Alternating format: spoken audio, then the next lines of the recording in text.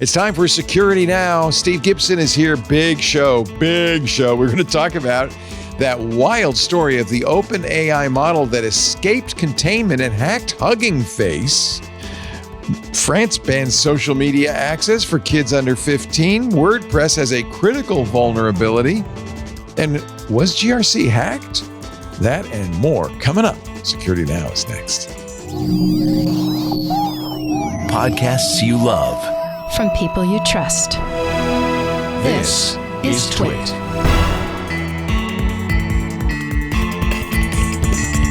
This is Security Now with Steve Gibson, episode 1089, recorded Tuesday, July 28th, 2026. Models go rogue and ExploitGym. It's time for Security Now. Yes, the show we wait all week for. Tuesday's here. And when Tuesday's here, so is Steve Gibson, the main man at Security Now. Hi, Steve. Do know that I, at least, wait all week for this because, well, you work all week for this until the next time it happens. Yeah. Do you imagine at the end of Security Now, do you breathe a sigh of relief and, well, that's over for another few days? Yes, because it's the longest interval before the next one that so it's like, okay, that's behind me. So now I get to do work until I have to get ready for the next one. Although this last episode of July, for July 28th, is a little different because next week I will not be mailing show notes for 1090 because you and I are going to be doing a different Security Now from the Threat Locker booth during the Black Hat event on Wednesday. My plan is I ran across something regarding AI that stuck with me. So I'm planning to still do emailing to our subscribers about something I think is really interesting about this notion of AI alignment that is beginning to surface, which suggests a way of control of getting AI not to misbehave by removing the knowledge that we don't want it to have, which is really interesting because you know how in 2.8 trillion parameters, like the knowledge is it's like holographically stored, right? It's like all the knowledge is everywhere. And it turns out there's a way of causing a way of getting the knowledge to group into like a region, and then you excise it, kind of like a little tumor. Anyway, I'll be doing an emailing on the weekend, but then and I also wanted to tell our listeners. I think I mentioned at the end of the show, but I'll say it right now in case people don't listen all the way through.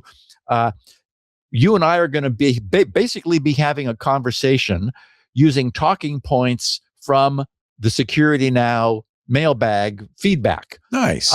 As we're sitting in the booth. So I wanted to do those feedback episodes. This will be a feedback episode. Essentially, yeah. So you and I will just take, I'm actually, because it's Black Hat, I'm going to print them on paper rather than have any electronic device which is on. I could turn off all the radios, I realize, but anyway, why not have paper? And so you and I will just be using this will be interesting. Thoughts from our listeners. So I wanted to solicit any talking points during the next week from our listeners who would like to hear some point addressed. That's sort of generally what I have anyway. And it's not like I'm don't have plenty to work from, but I thought, okay, that'd be fun just to say that's what's going to happen. So we should mention, if you're going to Black Hat, come by the Threat Locker booth, but it isn't going to be audience seating kind of a thing like we did at Threat Locker. It's just a booth, and I honestly don't know what the layout is. I don't know if there's. Do we know what time of day? Because that would be important. That's a good question. To come by. Here's the plan. So we're moving this show from Tuesday to a Wednesday. So that's the first thing. Is the Security Now will be the day after, which is what is that, August 4th or 5th? I guess. And is it going to be alongside Windows Weekly, which is normally on Wednesday? Yes. Because Paul and Richard are both going to be there too. Yes, but we're going to start Windows Weekly earlier. So as soon as we can get onto the show floor, which I think is 9 or 10 a.m., we're going to start. I think we want to start Windows Weekly around then. and get it over with by noon so that I can have a break, little lunch. So I think we're going to shoot for what is nominally our normal time, which is 1:30 Pacific. But again, on Wednesday. On Wednesday, that's the only difference. The next day, and so if you're in the area, come by the Threat Locker booth anytime on Wednesday before, say, the close of show. We're going to try. We'll probably end up using the whole time that the show's there. There may be a break. The good news about a break is that will be the opportunity for you to say hi to me and Steve, because and Paul and Richard, all whom will be there, because again, we'll be doing shows. There's not going to be a PA system. There's not going to be seating, so you can come and kind of gawk. But if you want to say hi, it's going to have to be in between shows. If there's enough seating for the four of us, I wouldn't mind if Richard and Paul joined in to our I will tell them that. That's a great thing. Yeah. Would you like that? Wouldn't that be fun to do a Security Now with a roundtable? Because God knows Windows has been a big issue, security-wise. And so what, will it be streamed and or recorded? It will be streamed and recorded. Okay. But that is God willing, and the creeks don't rise, because we don't know what kind of bandwidth we're going to have. And but we're going to have Anthony running around making it all happen. Anthony's going to be going, I don't know. We have an Ethernet drop, but is it shared? Is it probably? So we don't know. And we won't know till we get there. That's always the fun of doing these things. You just don't know. And a black hat, you never know. You really don't know. Yeah. We might get live hacked on the air, which would be so cool. Actually, speaking of hacks, the big story of the week, and I've been waiting all week to hear what you have to say about this, is the Hugging Face hack. You're going to cover that, I'm sure. Yep. So we have two topics. Models go rogue is how I described the first, and ExploitGym is an interesting project that had 16 different industry and industry adjacent participants. It lives over on GitHub, and it's what OpenAI confronted their two models with that induced them to break out and go rogue. What a story. It turns out there's enough information to do that. So we're going to talk about, so this is Security Now episode 1089 for July 28th. We're going to talk about how OpenAI's deliberately unconstrained, because they needed to do testing, AI got loose and attacked somebody else, Hugging Face. So to that end, we're going to hear from OpenAI, from their perspective, Hugging Face's perspective, and Andrew Ng's perspective. All, of course, different, and we'll talk about that. Also, GRC went off the air on Friday. We got a lot of people saying, "Hey, GRC's down," when we're doing the what happened. Group. It's an interesting story that I'll share. The Linux kernel project repaired 442 CVEs in a single batch, and Linus is of mixed feelings about AI. The most emailed of all events is LG's PC monitors causing PC malware to be installed. France bans social media access below age 15. We've been talking about age gating a lot, so we'll touch on that. WordPress's critical vulnerability that we first talked about last week is claiming victims. Also, I can't remember how, but I'll get to it. Stumbled upon Andy Weir, of course, our favorite author of The Martian and now Project Hail Mary, did a podcast with, oh my God, I can't believe I'm blanking. Tyson? Anyway. Was it? Yes, of course. DeGrasse Tyson, and revealed amazing details. We thought the book was better than the movie. It turns out his notes were better than the book. So wow. I've got a YouTube video to recommend that has a GRC link, and then we're going to wrap up by looking at the AI exploit ranking benchmark that was the proximate cause of this breakout, which caused OpenAI to attack Hugging Face. So lots of good stuff. And we have a fun picture of the week because, believe it or not, Leo, I gave this one the title, Somebody Finally Needed IPv6. Okay. I I'm only seeing the top of it, but I'm getting an idea. I'm getting an idea. We will reveal the picture of the week in just a moment, and I can't wait to hear what you think. Go ahead. I was going to say it's a very tall picture, so I can see how you might. Yes, I only see that. It gave a little bit of it away. That's it's like the portraits in the Haunted Mansion in Disneyland. It looks normal until the picture starts expanding, and then something interesting happens. There are no windows and no doors. I am very excited about hearing what you have to say about Hugging Face. This, to me, is really sci-fi. We are now, the thing we were worried about sort of seems to be happening, and it's intriguing. So I can't wait to hear what you have to say about it. But before we get to all of that good stuff, I got some really good stuff. Our sponsor, Adaptive, the first security awareness platform built to stop AI-powered social engineering. So it does tie into what we've been talking about. The AIs are getting better, but in this case, the social engineering is coming from bad guys, hackers. They don't need malware anymore. They don't need to write code. They just need trust. Steve's talked about this. This was your talk at Threat Locker's Zero Trust World. Is the dangers coming from inside the house? A cloned voice, a convincing deep fake on Zoom, an AI written fish that looks like it came from your IT team. You can't really blame your team for falling for that. It's incredible what AI can do. Well, Adaptive is the solution. It prepares your organization. It does simulations, and by the way, not just email, but SMS and voice as well. And it does the kinds of attacks these bad guys are starting to use, deep fakes. They'll do phishing, voice phishing. They literally can do that. AI-generated phishing emails and texts, including scenarios that mirror your own brand and executives, because you know what? That's exactly what the hackers are doing. That's what makes it so believable. And when employees report something suspicious, Adaptive can help you triage it fast so security teams aren't buried in false alarms.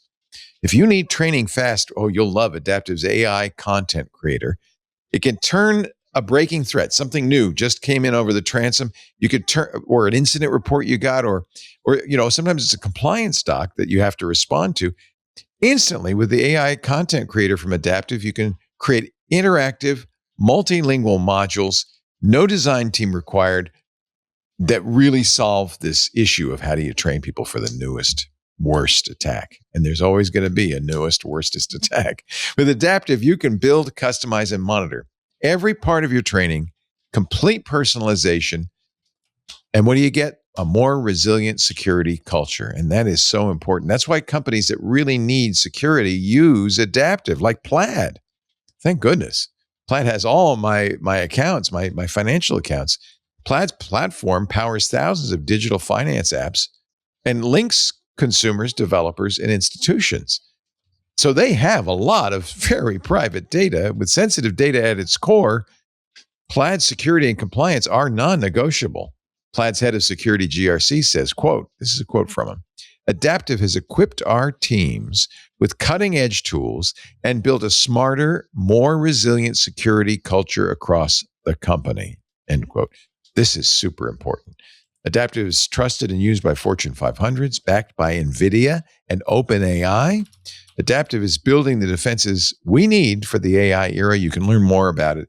Just go to their website, adaptivesecurity.com. You need to do this, adaptivesecurity.com. We thank them so much for their support and for a really, really great product, adaptivesecurity.com. Steve? Okay, so our picture of the week was sent, of course, by a listener who I concur. This is great. I gave it the caption, someone finally needed IPv6. And if you look at the whole picture, Leo. Okay, now we're going to do the haunted house thing. You're slowly going down. Okay, I'll let you do. What a good use for these fabulous books. Texts, yes. And at the very bottom, you'll see a wireless water alarm. So, in case. So that makes sense. We're able to reverse engineer a great deal about this. For those who aren't able to see the image, who do not subscribe to the show notes or are not looking at the video right now, we have a stack of 5 techie books. The bottom is the CCNA book, Cisco's book on network fundamentals. On top of it is LAN switching and wireless, also CCNA from Cisco. Then on top of that is the security official cert guide. And actually, it looks like we have two copies of those. Yeah. Yep. But on the very last, the 5th book on the stack is, and this was crucial, it's Understanding IPv6. It's the 2nd edition, actually by Microsoft Press. And we know that it's a little bit dated because they were including a CD in the back cover of the book. Probably the entire text is on the CD.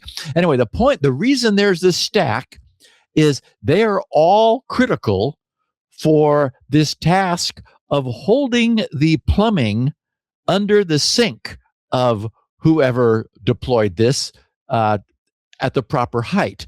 And Leo, you can see if you zoom in on the picture, there's been a lot of previous effort on the part of this person. Oh yeah, to this thing stop clearly leaks. is pretty because look from the upper right, you can see a white plastic tie wrap that is coming down, a little zip tie that comes down from the upper right towards the left and down. That like loops around with another zip tie. So something above is trying to keep these pipes up in the air. Apparently that didn't work. Also, and we also see signs of there being a reverse osmosis system because this is kind of kooky. That red feed going in, but notice it's got a brighter red goop around the outside. So there was a leakage there. So someone tried to put some gum of some sort, like, in there. Anyway, finally, at least it matched the color of the tube. That's the good news. It did. Finally. Oh, and you're also able to see the metal weight, which is holding down the spray nozzle return. Although unfortunately, it does hit the Understanding IPv6 book, which probably takes the slack off the weight, which you don't want. Anyway, this picture tells a long, painful story of water problems underneath somebody's kitchen sink. Because this is certainly a kitchen, and it is their sink. So anyway, and apparently they're experts in CCNA security. I'm sure. So much so they no longer need to read the books, Leo. That's right. They've redeployed them to a better purpose. Yeah. Okay, so the biggest, as you said, the biggest cyber news of the past week. It is so significant and interesting from so many different angles, having so many facets, that we needed to lead with it this week. I couldn't wait till the end. Once we've looked at what happened and its many implications and consequences, then we're going to catch up with an otherwise interesting week of news and feedback from our listeners, and then finish today's podcast by taking a close look at the hugely collaborative effort. As I said, 16 different players involved in creating the AI benchmark known as ExploitGym, not Jim Kirk Gym, GYM, as in a gymnasium. It was this ExploitGym, GYM, that OpenAI's models were tackling, which is a benchmark of their ability to turn a vulnerability into an exploit. When the models discovered and implemented a novel solution. So, first part of the podcast, models go rogue. And actually, the first that I heard of what happened, Leo, was from your text message to me last Tuesday evening, where you just said, "Uh-oh," and attached a link to OpenAI's posting about the event. So I'm going to open this exploration by sharing the newsy part from the top of what OpenAI shared, and skip their inevitable marketing orientated or oriented conclusion. So last Tuesday, OpenAI posted the news using their headline, "OpenAI and Hugging Face partner to address security incident during model evaluation." Okay, right. So while being strictly true, we see that their headline somehow fails to capture the full impact, the scale and scope of the event. We had an incident that we're collaborating to figure out what happened. It sounds nearly academic. At the same time, I doubt that there's a single significant news outlet that failed to capture and report on this during the past week. I mean, it flooded with varying levels of hysteria and hand-wringing and concern. It was everywhere I looked. Okay, so first off, here's what OpenAI shared with the world last Tuesday.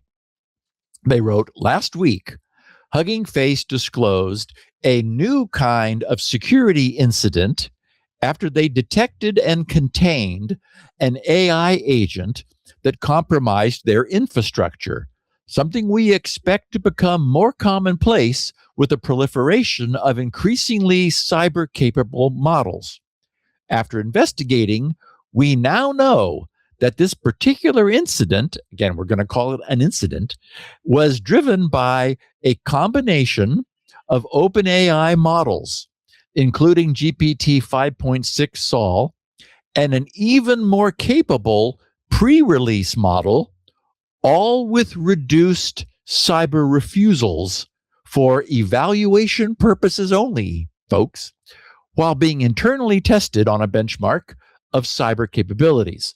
Okay, now, just pause here to say, as an opening paragraph, this one should receive an award, I think, for obscurity. But one point needs to be clarified, where they wrote, this particular incident was driven by a combination of OpenAI models, including GPT 5.6 Sol and an even more capable pre-release model, all with reduced cyber refusals for evaluation purposes. So they're saying that these models were running with their guardrails removed. They didn't say that, but that's what they mean. They're being coy and deliberately non-specific with their wording. So we can't be exactly sure what, quote, reduced cyber refusals means, but, we know that reduced probably actually means removed, because it would make little sense not to be using an entirely unconstrained AI for the supposedly sandboxed testing that they were doing. And we'll get to that sandboxed part in a minute, because not so much. Also, keep in mind that this entire event, or incident, as they're calling it, serves a convenient dual purpose, right? Just as Anthropic's mythos was, quote, too powerful to be let loose, thus also serving as a convenient marketing vehicle for Anthropic. Now, OpenAI has an AI that is so powerful that it instigated an unprecedented cyber incident. Okay, so here's what more they're telling us. They wrote, "We consider this incident to be an unprecedented cyber incident involving state-of-the-art cyber capabilities, and are responding accordingly." Okay. "We are sharing preliminary findings at this stage to help defenders understand what happened." Like, okay, everybody else, watch out. And to help calibrate on what models are now capable of. In other words, our marketing people are behind this message, in addition to being the truth. We will continue to conduct a thorough investigation alongside Hugging Face, the victim, and we'll share more details on the vulnerabilities, incident, and findings when our investigation is complete. Of course, we don't ever need to hear from them again on this because we pretty much know everything that's interesting. So they said, what happened during this incident? This incident occurred during an internal evaluation which prompts models to pursue advanced exploitation using complex attack paths in an effort to quantify their cyber capabilities. In other words, what have we created? We estimate maximum cyber capabilities by running this evaluation without production classifiers used to prevent models from pursuing high-risk cyber activity. In other words, the guardrails were off. Our benchmarks run in a highly isolated environment, not as isolated as they thought or hoped, with network access constrained to the ability to install packages through an internally hosted third-party software that acts as a proxy and cache for package registries. In other words, they were trying to manage and meter what this thing had access to. The models identified and chained vulnerabilities, meaning their models, these two models that were in this test harness. So the models, meaning our models that they wrote, identified and chained vulnerabilities across OpenAI's research environment and Hugging Face's production infrastructure, meaning somebody else's environment, Hugging Face's, to obtain test solutions directly from Hugging Face's production database, which is a really polite way of saying we hacked and intruded into another company's network. All evidence suggests that the models were hyper-focused on finding a solution for ExploitGym, going to extreme lengths to achieve a rather narrow testing goal. While operating in our sandbox testing environment, our models spent a substantial amount of inference compute finding a way to obtain open internet access in pursuit of solving the evaluation problem. To gain access, the models identified and exploited a zero-day vulnerability, parens, which we've now responsibly disclosed to its vendor, close parens, in the package registry cache proxy.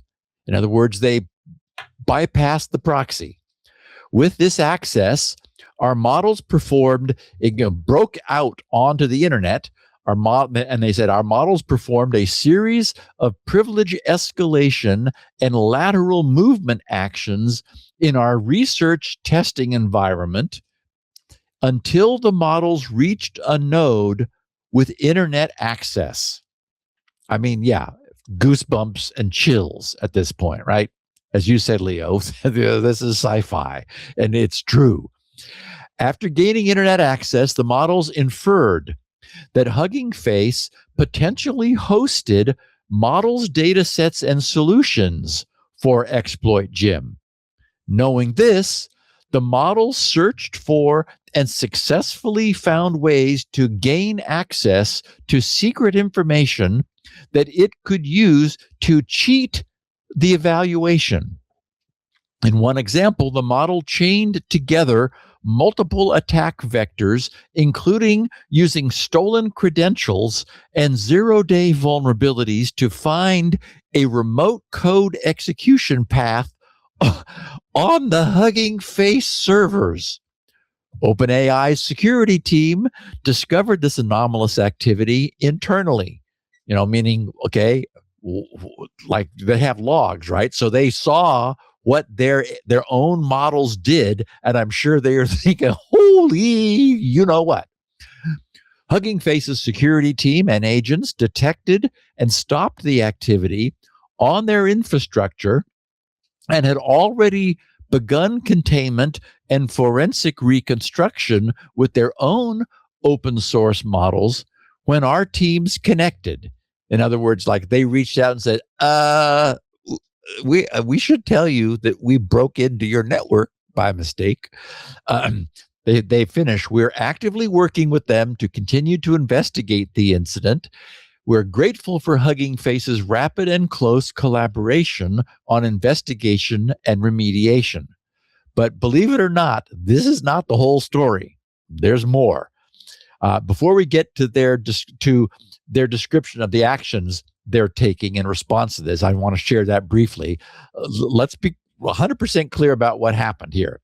ExploitGym is hosted over on GitHub, where that's the benchmark that OpenAI was having their AI run in order to evaluate their AI, their newly created, what have we built, AI's capability of creating exploits from vulnerabilities. The description of ExploitGym over on GitHub, which is what we'll be talking about a lot at the end of the podcast, but for now it reads, ExploitGym is a large-scale, realistic benchmark built from real-world vulnerabilities across user space programs, Google's V8 engine, and the Linux kernel. It's designed to evaluate AI agents' ability to develop exploits. So that's enough for now, since as I said, we're going to know all about ExploitGym by the end of the podcast. The point is that OpenAI was using this deliberately very difficult exploit creation benchmark to test the unrestricted, no restraints capabilities of their AI models, during which those models first broke loose of their deliberately imposed containment, because this was just for internal research, then broke through and penetrated the security perimeter of Hugging Face. So being a well scrutinized company, OpenAI needs to address what they're going to do about this. So they answered that question by saying, actions we're taking now. They said, and there's 5. They said, as part of the investigation, we're implementing strict, maybe stricter controls in infrastructure configuration at the cost of research velocity while the vulnerabilities are patched, meaning we're going to stop doing anything until we make sure that can't happen again. We're regularly briefing our safety and security committee on these controls and their impact. Second, we're working with Hugging Face to forensically investigate the incident. It's like, okay, what happened? Third, we've responsibly disclosed and identified zero-day vulnerability in the internally hosted third-party software and are working with them to patch, right? The thing that their agents discovered in order to get loose is being fixed. Fourth, we've brought Hugging Face into the trusted access program, meaning their trusted access program, and are supporting their teams in rapidly using our model's capabilities to improve their defenses.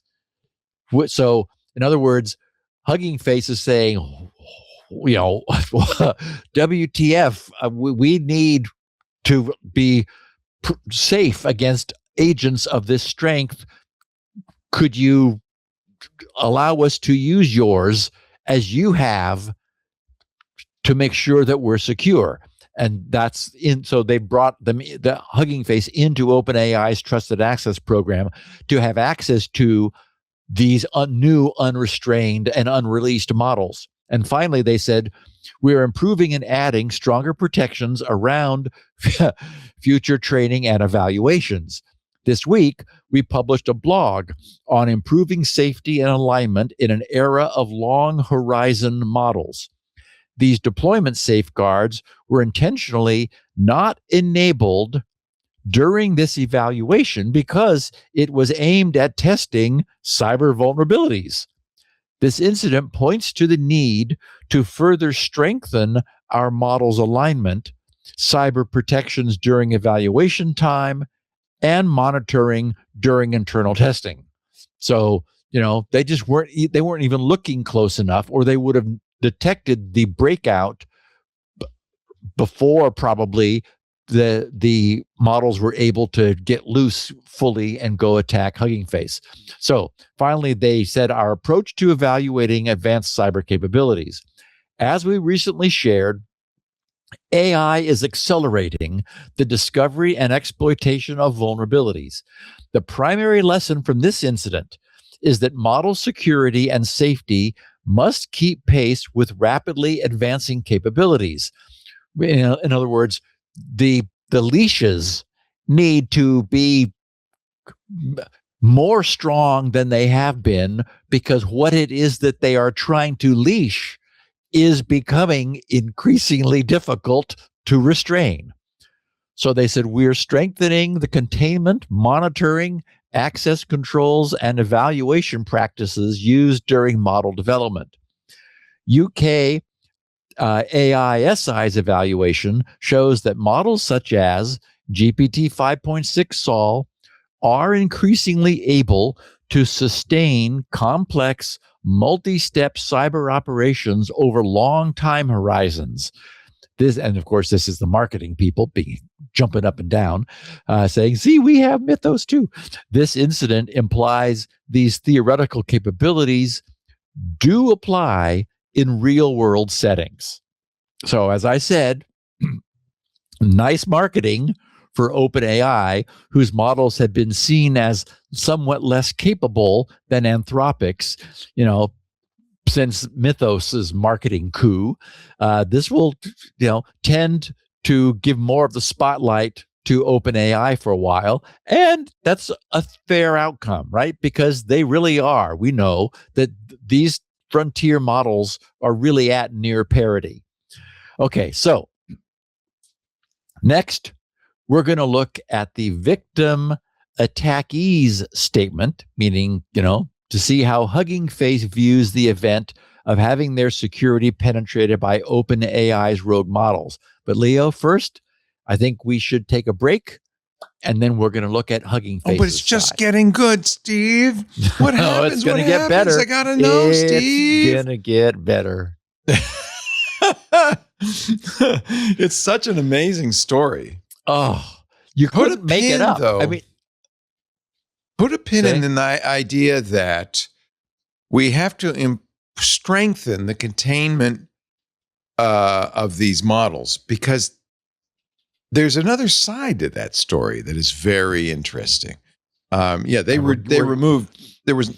I know you're going to get into it, but yep, they removed the classification features that kept whatever this new model is, let's say ChatGPT 6, from refusing cybersecurity work because they're testing it. And by the way, it's also benchmarking it. They want to be able to say when they release it, look how well it did on ExploitGym. So they removed the classifiers. But there's a reason why the classifiers aren't always a good idea. So you're going to get to that. This to me is one of the most interesting stories in tech. It's fascinating. Yep. 100%. But before we go on, and I'm so glad you're here to talk about it, because I was just dying to hear what you think. As you said, I texted this to you on Tuesday, and I said, I have to wait a week. Uh-oh. I'm glad, though, because stuff came out after I texted you, and we got more and more information. So yes, I think now as you said, I think we have pretty close to the full story, but fascinating. Anyway, we'll get back. Sorry, kids. That's perfect. It's the best tease ever. And actually, it's very appropriate because our sponsor for this segment on Security Now is Exbo, XBOW. And it's right up the alley here. As you know, AI is changing the pace of everything, from how software gets developed to how it gets attacked. We're seeing it right now. It's good and bad news, because engineering teams are moving faster than ever. They are creating more and more applications. The problem is the really good security is having trouble keeping up. And I'm talking specifically about pen testing. Pen testing is still one of the best, most trusted ways to understand real exploitable risks. Having somebody take the role of a bad guy and attempting to, pen testing is short for penetration testing, as you know, attempting to get in If they get in and they write that exploit up, that's real. It's not fake. It's not made up. It's not a theoretical threat. It's a real exploitable risk. The problem is that takes time. In fact, in an AI-driven world, it can be a bottleneck. Security teams are suddenly forced to choose between slowing down development, hold on, we got to test this to stay secure, or moving fast and saying, well, we're just going to have to accept the fact there are going to be gaps in our coverage. Well, that doesn't have to be. Thanks to Expo, XBOW. Expo eliminates that trade-off. Get this. You're going to see why you want it. It's an autonomous offensive security platform. It runs continuous AI-driven pen testing. It never gets tired. It doesn't go home at night, doesn't stop for lunch. It is 24/7 pounding on your stuff, mirroring real-world attacks. Something no human can do, but the AI, especially nowadays, the AI is so good. Expo isn't like just scanning for theoretical vulnerabilities. It discovers, exploits, and validates those vulnerabilities. So you only have to deal with issues that actually matter, stuff that somebody could use to get in. That means dramatically fewer false positives, a clear view into real attack paths, and because it's 24/7 autonomous, you don't have to wait. You don't have to wait. With Expo, tests run in hours, not weeks. You get complete visibility into how an attacker would move through your system. You get the ability to uncover issues that traditional tools miss because they're not really looking for them, including 0 days and, this is really big, novel attack paths. But Expo can find them. And the results speak for themselves. Application security leader of Sesnam.cz says, quote, even right now, after a year, I don't know any other company that is even close to Expo in terms of agentic pen testing. So what's the upshot of this? Well, you get a predictable cost, consistent quality, stronger security, and you don't slow down your engineers. Expo helps security teams keep pace with innovation and cover more apps more often with the resources they already have. And the heritage of Expo is incredible. It's founded by the team behind Microsoft Copilot. It is already trusted by companies ranging from fast-growing startups to Fortune 500 enterprises. Are you kidding? They jumped on this. This is what they've been looking for. Expo is quickly becoming a mission-critical layer in modern security stacks. So you need to know more, right? Go to xbow.com. Start that pen test today. Don't wait. Expo.com. It really works. It's amazing. Expo, xbow.com. And we thank him so much for supporting Security Now and the more and more vital work Steve Gibson is doing these days. Wow. Back to our dramatic story.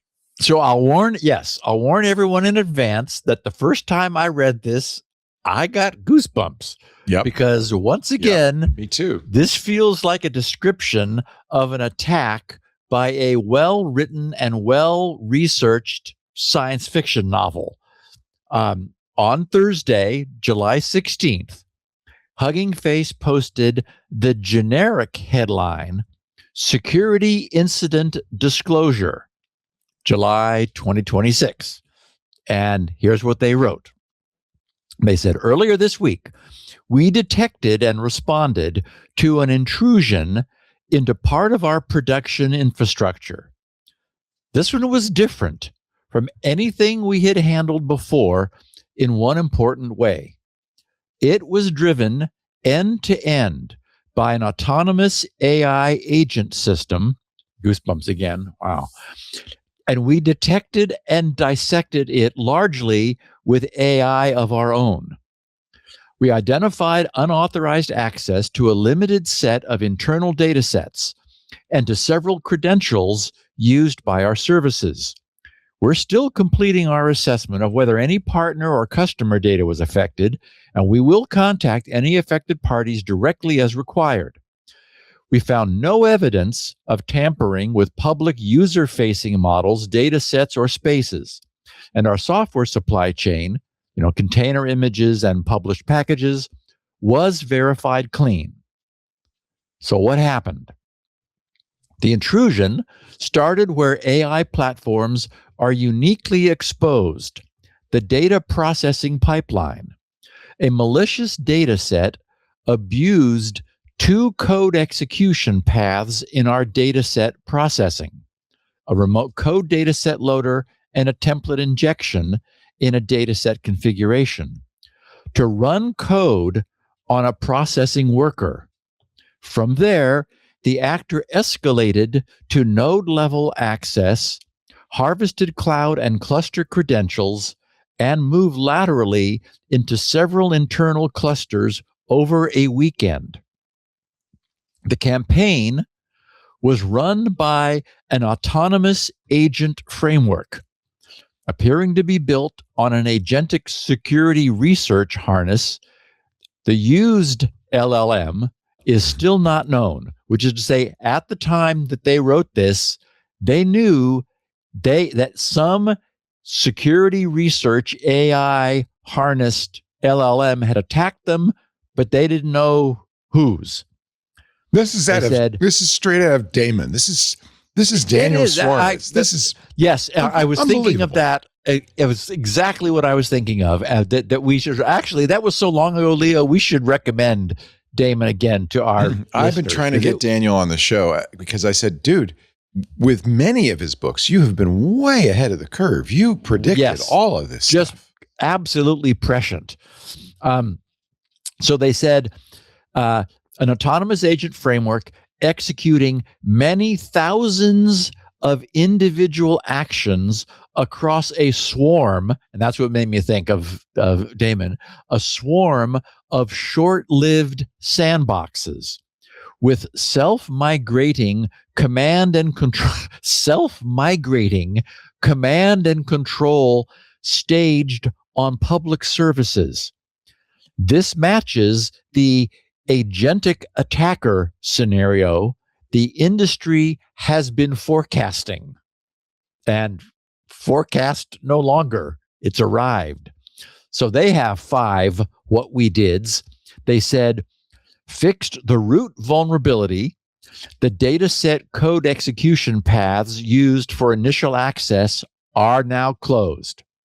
Second, eradicated the attacker's foothold across the affected clusters and rebuilt the compromised nodes. Third, revoked and rotated the affected credentials and tokens and began a broader precautionary rotation of secrets. Fourth, deployed additional guardrails and stricter admission controls on our clusters. And finally, improved our detection and alerting so a high severity signal pages a responder in minutes any day of the week. In other words, set up trips and alerts so that somebody, will absolutely be notified if this happens again. Basically monitoring. And as we've said, monitoring your internal network has become crucial now. So they said, we are working with outside cybersecurity forensic specialists to investigate the issue and review our security policies and procedures. That is to say, how did something get in?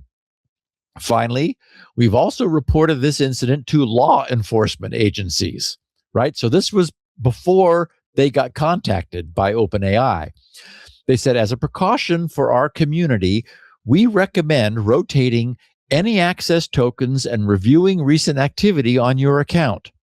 If you believe you're affected or want to report a security concern, contact us at security@huggingface.co. We are grateful to the teams across Hugging Face who responded around the clock, and we are sorry for any disruption this caused. Security is never finished, and we will keep raising the bar. Okay, so up to this point, they've described a successful and quite chilling penetration attack conducted against them by a swarm of AI agents. What they share next has provoked quite a bit of thought across the AI industry. It's what you're talking about, Leo. And among those on all sides of the AI regulation question, under their heading of analyzing an AI-driven intrusion, Hugging Face writes the following. The attack initially surfaced through AI-assisted detection. Our anomaly detection pipeline uses LLM-based triage over security telemetry to separate real signals from the daily noise. And it was the correlation of those signals that flagged the compromise. To understand what a swarm of tens of thousands of automated actions did, we ran LLM-driven analysis agents over the full attacker action log, comprised of more than 17,000 recorded events. This allows us to reconstruct the timeline, extract indicators of compromise, map the credentials touched, and separate genuine impact from decoy activity. Thanks to this approach, we were able to do in hours what would usually take days and match the adversary's speed. The choice of models we could use for this analysis was constrained in a way we did not anticipate. We describe this below, and here it comes. They named that description the asymmetry problem, and write, when we started the attack log analysis, we first used frontier models behind commercial APIs. This did not work. The analysis requires submitting large volumes of real attack commands, exploit payloads, and command and control artifacts. These requests were blocked by the provider's safety guardrails, which cannot distinguish an incident responder from an attacker. We ran the forensic analysis instead on GLM 5.2, an open weight model on our own infrastructure. This had a second benefit: no attacker data and none of the credentials it referenced ever left our environment. So they're running it locally, because that's what one of the things Hugging Face does. They can run these big models locally. Yep. And they said this experience points to a gap worth planning for. And here's the huge takeaway. They said, we do not know which model powered the attacker's agents. At the time of the writing, that was the case. Whether a jailbroken hosted model or an unrestricted open weight one, which they thought at the time were the only two possibilities. It turns out it was a third now, as we know.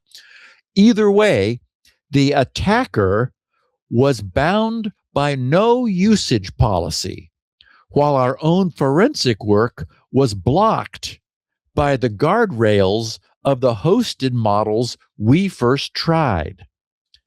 The practical lesson for defenders is to have a capable model, meaning an unconstrained model available. The capable model, they write, you can run on your own infrastructure, vetted and ready before an incident, both to avoid guardrail lockout and to keep attacker data and credentials from leaving your environment. This is not an argument against safety measures on hosted models, and we are sharing this feedback with the providers concerned, meaning whose ever API they tried to use that said, sorry, you can't ask us these questions. They contacted them and said, we couldn't use your public API because it said no. So they said, this means that today, autonomous AI-driven offensive tooling, meaning what attacked them, is no longer theoretical. They said it reduces the use of autonomous AI-driven offensive tooling, as they said, reduces the cost of running a broad, patient, multi-stage campaign and it operates at machine speed. Defending an online platform now means treating the data and model surface as a first-class attack surface, and much as our browsers have been, right? And using AI on defense to keep pace. We will keep investigating here and investing and keep sharing what we learn. Okay, so to summarize the story so far, OpenAI was deliberately testing the cyber offensive vulnerability discovery and exploit generation capabilities of their most advanced, most frontier, not yet released model in a harness along with their latest GPT 5.6 Soul model. And both models were operating as they needed to be for this particular capability benchmarking without any guardrail constraints. So OpenAI gave them a mission and turned them loose. The models decided that some private data sets belonging to Hugging Face might contain some information, technically cheating, but okay, just they're going to be, they're goal driven. So might contain some information that would be useful for obtaining their goal, by hook or by crook, as we would say. So in order to obtain access to the public internet, which is where Hugging Face, they have to cross the public internet to get to Hugging Face, they first found a way to break out of the containment which OpenAI had erected to prevent exactly that from happening. They found a 0-day. They discovered a new vulnerability. Next, using their public internet access, they pummeled Hugging Face with thousands of autonomous agents seeking to find a way to break into Hugging Face's network for the purpose of extracting the secrets they needed.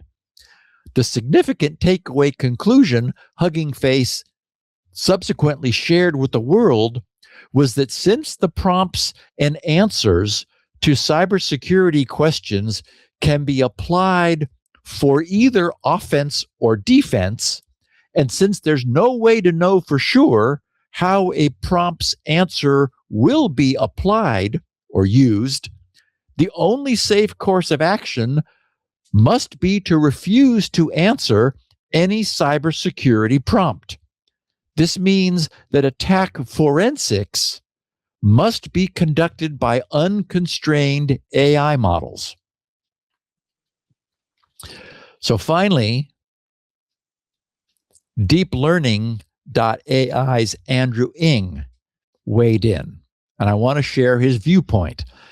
Last Friday, following these incredible seeming disclosures, Andrew, whose thoughts we've shared before, super interesting and useful, posted his own perspective under the headline, "When Guardrails Go Wrong," with the tagline, "After a closed model went amok on a key vendor's system, an open weight model helped save the day." Andrew wrote, "Dear friends, a few frontier labs have tried to tell a story of open models being dangerous because they can be used to launch cyber attacks, and of their safe proprietary models with strong guardrails being there to defend us. This week, the opposite happened. Users of a closed model unintentionally launched a significant cyber attack. Other closed models then failed to defend against the attack because of their guardrails. Ultimately, an open model that was not hobbled by excessive guardrails assisted the defense." The details of what happened are still emerging, but it appears that researchers at OpenAI, while testing one of their systems, accidentally allowed their autonomous agent to attack Hugging Face's infrastructure. It succeeded and gained unauthorized access to some data sets and credentials. This attack was unusual in that the attacking agent orchestrated tens of thousands of automated actions. Hugging Face took logs from the attack and tried to analyze them for defensive purposes using a commercially hosted LLM. But the LLM refused to do so on safety grounds. Thus, this is, by the way, I just want to parenthetically say this is what you were talking about last week when a data dump that the bad guys had achieved was so big that they used AI to parse it. Yep. Hugging Face wanted to do the same thing with the traces of the agentic action.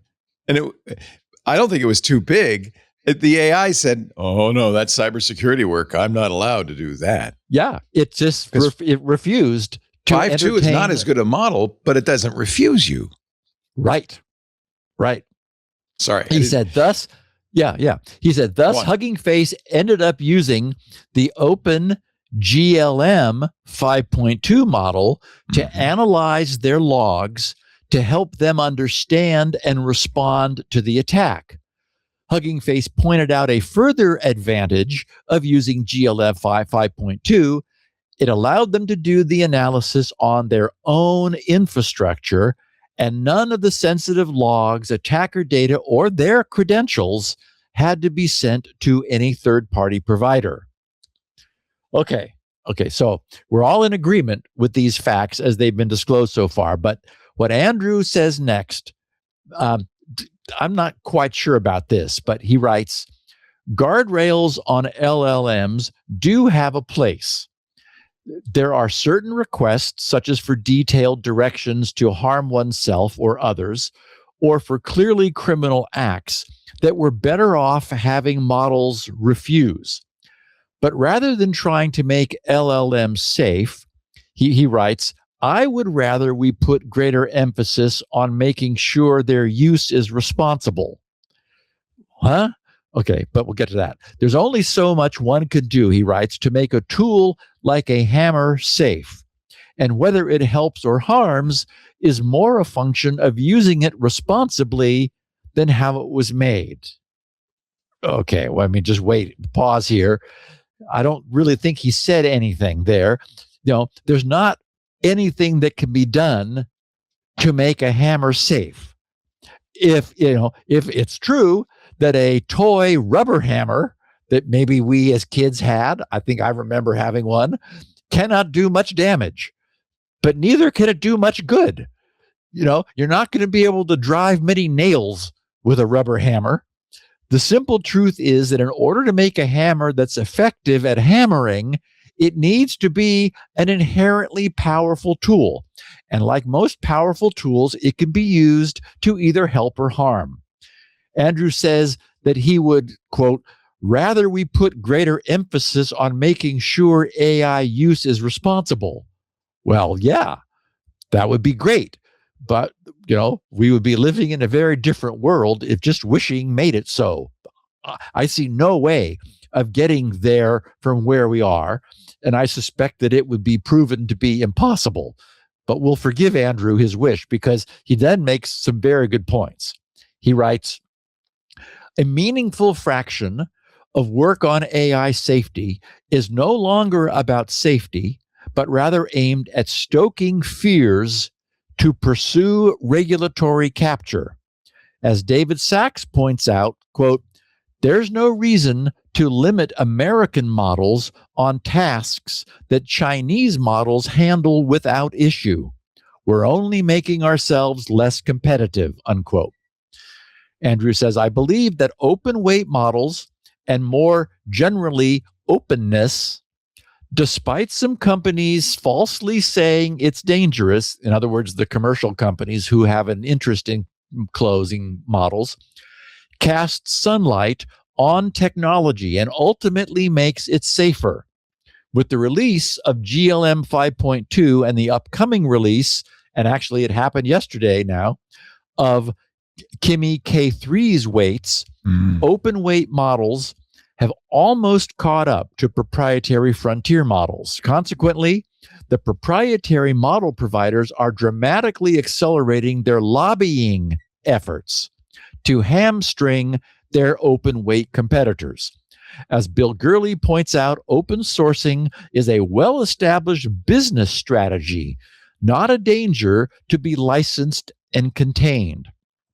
While it is unfortunate that Hugging Face was accidentally attacked, He writes, I'm glad that at this moment, when anti-open model lobbying is at its most intense, we have a clear example of why open models actually make cyber defense easier and thus increase safety. Let's keep speaking up for and defending open source and open weight models. And to that, I know both you, Leo, and I say a big amen. Yeah. To me, it is so utterly clear, and it's plain as day. The secret of making large language model AI long ago escaped from the lab. That's it. Game over. Today, nobody owns AI. No one can and no one should. The closest analogy I have, I think, is to cryptography, which during its early days, the US also attempted to legislate and regulate to its everlasting shame. Once the intellectual understanding of cryptographic systems was developed and understood, which became the proper domain of academia, the secrets were published well before they had any obvious commercial value, after which it was too late to attempt to wrap them in profiteering trade secret garb. Since the technology of neural networks is nearly 70 years old, dating back from the work in 1958 of Frank Rosenblatt on his perceptron, which operated by training a neural network to recognize patterns. That's when this all started. And ever since then, it's been an academic curiosity, which has slowly been evolving over time. So just like cryptography before it, the AI genie has already escaped. This makes the entire notion of now trying after the fact to control it patently ridiculous on its face. Sure, the US government can hobble its leading AI research and deployment enterprises, which will do nothing, other than to force users to go offshore. And imagine if the US were to attempt to prevent its citizens from using more powerful, non-hobbled offshore AI. Well, I hope saner heads prevail. And I've sort of been hinting at this in the last couple months. If I were an investor, and I'm not, in any aspect of the stock market, and asset properties, I would be reluctant to invest in any of the developers of AI. To me, that's entirely a bubble, and it's quite frightening at this point because it's gotten so big. I would be investing in the delivery end. That's what can't go away.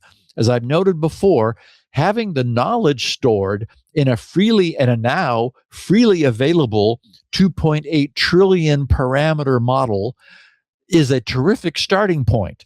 But as the logicians say, it's necessary but not sufficient, because it's of no redeemable value until and unless you have something to mount that model on that will run it to bring it alive. That's what uses electricity, requires cooling, requires, massive amounts of RAM and compute.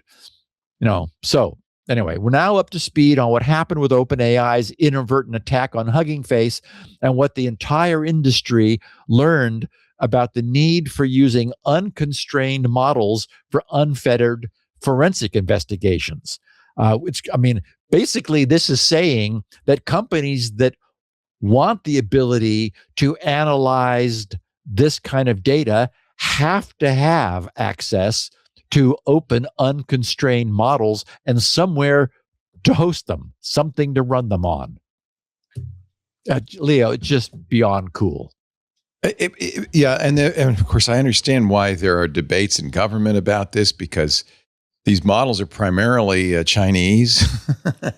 Admittedly, you can run them on American servers. Hugging Face is running GLM on its own American servers, so that takes out some of the issue. But it's complicated, isn't it? And the debate is very complicated, and I don't know what the answer is. But I agree with you. The notion of AI safety is a mistaken notion, really. I think that's the real problem, and you're assuming you can make it safe somehow. And so you don't want to give bad guys a tool that the good guys can't use. That's a mistake. I don't know what the answer is, though. I from a policy point of view, I have no idea what the right thing to do is. I think I'm with you. I mean, I'm philosophically totally with you, open weights. Yeah, and I think that we're going through a rough patch, which I continue to believe will be transient, which is to say, at the moment we've got vulnerabilities because AI has only just come along. It's going to be rough for a while, but I think there's another side of this, where there won't be these kinds of problems, because AI will be deployed unconstrained AI is needed to test defenses, right? Right. You can't test as a defender. You need unconstrained AI to try to break into your own network to find out if it can, because constrained AI won't. It'll refuse. Right. It won't know that it's your network. Right. And so you need that in order to verify that somebody else's unconstrained attacking AI won't be able to get in. There's just no way around this. And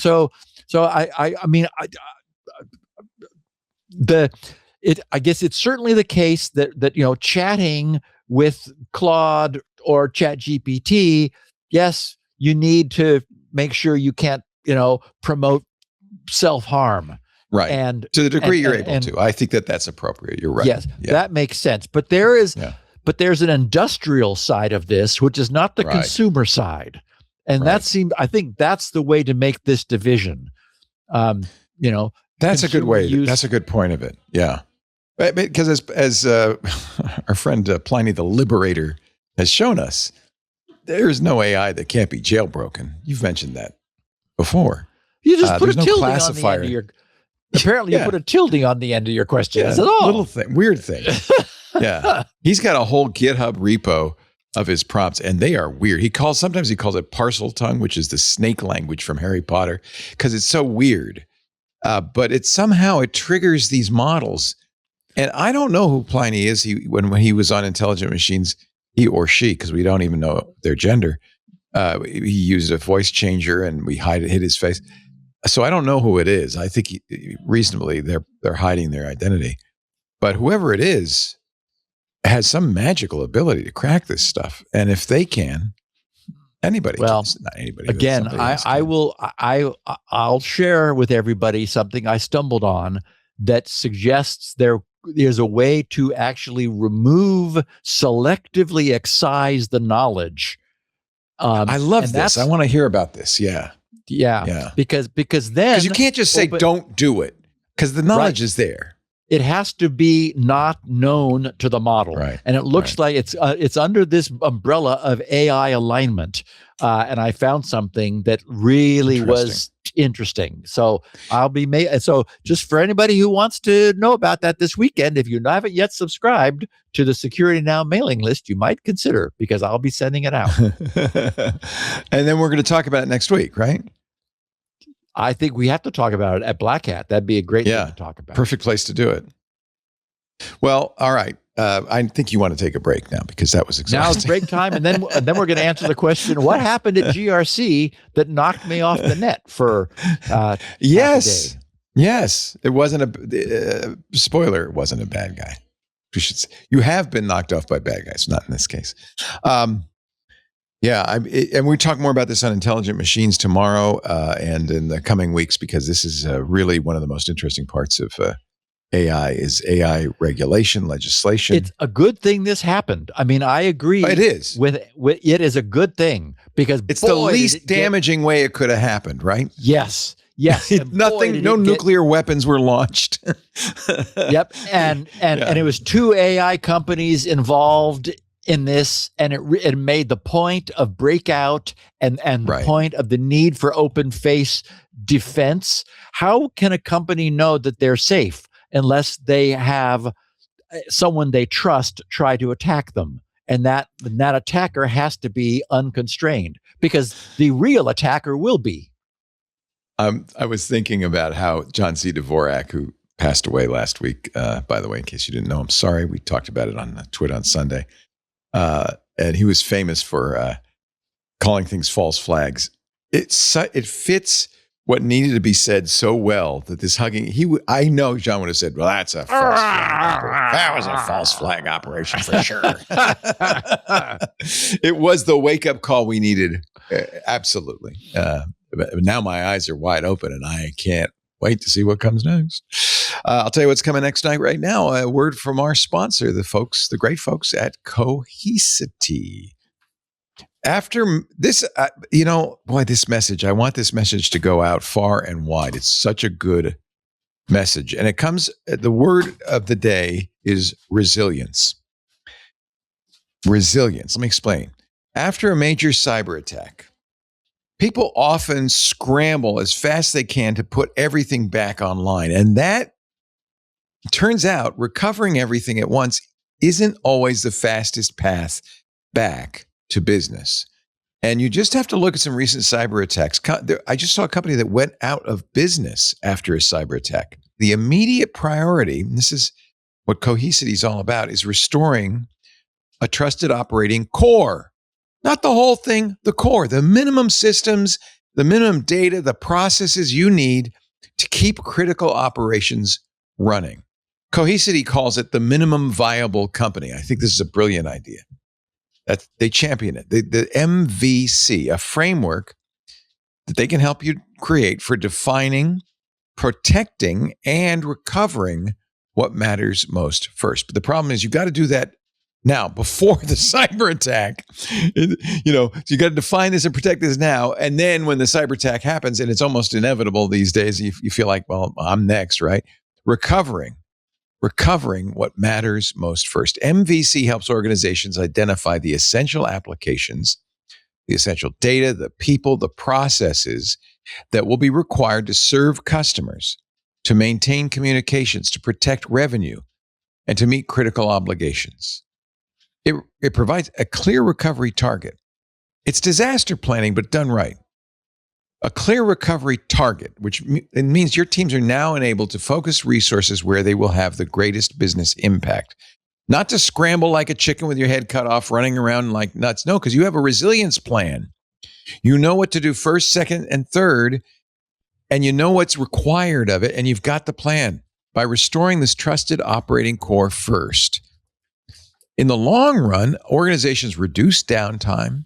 You will accelerate your recovery. You will maintain continuity while the broader restoration efforts continue.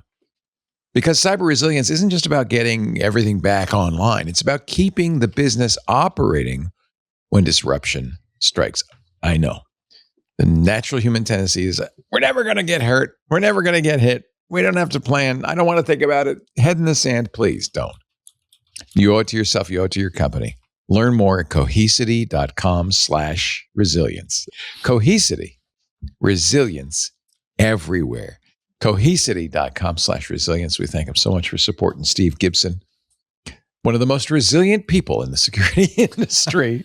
Tell me about your recent crisis, Steve. So, interestingly, the other text message I received from you arrived at 2:15 p.m. last Friday afternoon. We were in the middle of the AI user group. Yeah. And your text message was GRC hacked? And since by that time I was already more than 2 hours into the weeds of the event and had tracked down the source of the problem, I was able to quickly reply to you, no, thank goodness. Okay, so yeah. For those who don't know, which I'm sure is nearly everyone, GRC suffered a blessedly rare network outage, which began sometime before noon last Friday Pacific time and lasted into the late afternoon. What we suffered was a classic DNS outage. I first noticed the problem when www.grc.com would not resolve. And interestingly, the grc.com second level domain, that is without the www prefix, did still resolve, as did many of the other machine names under grc.com, but not the most crucial one, www, which is where the website lives. And I noticed that the trouble was not just something about my connection, because GRC's web server traffic had also fallen off. The reason I was still able to reach other domains like news.grc.com and forums.grc.com was that those DNS records were cached with unexpired entries. Okay, so backing up a little bit, over the past 20 years or so, since I moved GRC to level 3, I have truly many times stopped to ponder the fact that we have never had any trouble with our DNS provisioning. The reason I've been pleased and a little bit amazed is that back at the time I moved, I talked them into setting things up in an unusual way for me. The pair of name servers that are authoritative for grc.com are not mine. They've always belonged to level 3. For the past 20 years, they've been ns4, as in name server, ns4.customer.level3.net, and ns6.customer.level3.net. In a co-location configuration like GRC's, where our hardware resides in a data center connected to level 3's backbone, that's not unusual, right? To have, their DNS servers be provisioned for their customer. What is unusual is that those name servers do not contain GRC's static zone DNS zone files, which is what's normally done by someone hosting someone else's DNS. Instead, both name servers are set up as slave name servers, which pull the DNS zone files from GRC's single master DNS server. And significantly, the firewall rules at GRC's border only allow inbound queries from those two level 3 slave name servers to reach GRC's master name server. In other words, GRC doesn't offer any of its own DNS. That's all pointed to level 3s. So, we're sort of sidestepping any direct action against our DNS server. So whenever I make a change to GRC's DNS records, I send a DNS notify command to those name servers, which causes them to turn around and pull the updated DNS zone file from GRC's master name server. And as I said, by some miracle, this all worked flawlessly until last Friday. Although actually it turned out the trouble started 2 months ago, and I never knew about it or noticed it because GRC's records have a 60 day expiration, which is different than their cached. Caching is one interval, but there's also an expiration where the record says it's just not valid after that. Okay, so what ensued from my realizing that www.grc.com was stopped resolving was an extended nail-biting drama of trying to get someone on the phone who I could not only understand, but who actually knew something about DNS. I needed to apologize profusely and somewhat desperately to the technicians I kept being routed to in India, because I was unable to understand what they were telling me due to their accents being far too thick for me when they spoke at their full speed. which to me it seemed hypersonic. I kept saying, "I'm sorry, can you say that again?" And unfortunately, they kept asking me for grc.com's IP address, as if it just needed to be set in their name server somewhere, which is true for everybody else. So, my repeated and patient attempts to explain that this was not a matter of having level 3 set GRC's IP in some name server somewhere. It only served to completely confuse them. Everybody was polite. Every one of them was very polite and very patient. From the few words I was able to understand, they appeared to be certain that I had no idea how DNS worked. So they were attempting to teach me. Thankfully, finally, and I don't even remember how now, but through my own patience and dogged politeness and desperation, and what choice did I have? I finally received a call from level 3's top level DNS department head, a woman named Margie Campbell. I'd like to see her business card. If anyone, Leo, if anyone affiliated with level 3 or Lumen, who bought level 3, or CenturyLink, which is some sort of an aggregator or something, all three of them are somehow involved. If anyone with those companies is hearing this, for your own sake, not to mention mine, please never let Margie go. Give that woman anything she ever asks for, and if you don't want to, let me know. I will. I love it. It is very clear to me that level 3's entire network infrastructure would fall apart without her there to hold it together. When I explained to her for at least the 20th time that day what was going on, but finally this time to Margie, I think she may have actually laughed out loud. But the good news is she knew exactly what was going on.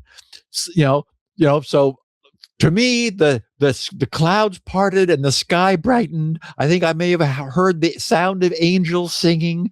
Yes, exactly that.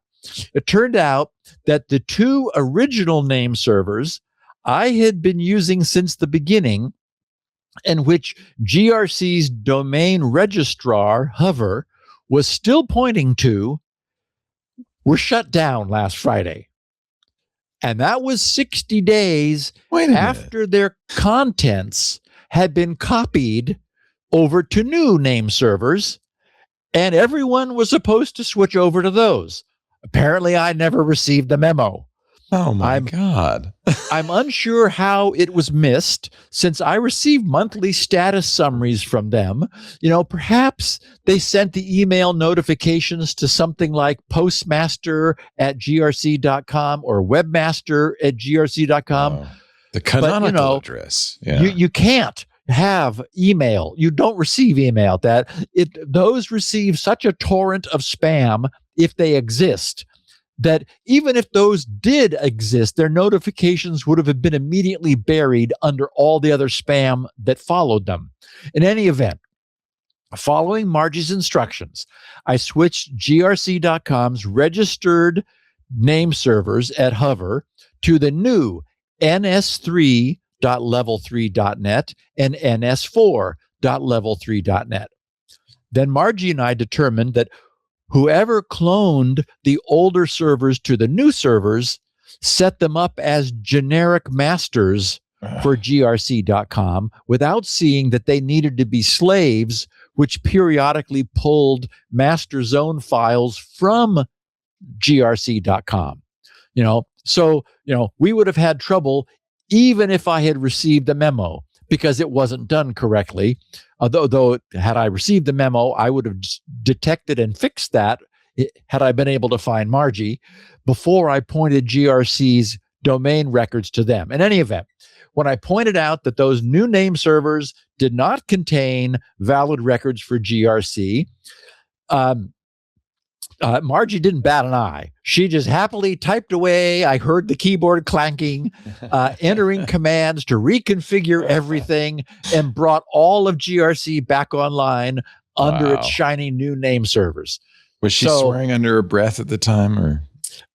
She was talking to her dog. I think everybody works from. I think they all work from home now. She mentioned that the few times she's been on vacation, apparently she hikes. She's had calls, like emergency panic calls from the other people in her department, or like, Margie, what button do I press? Is it the green one or the red one? I mean, again, like I said, level 3 or Lumen or whoever you are, she is a gem.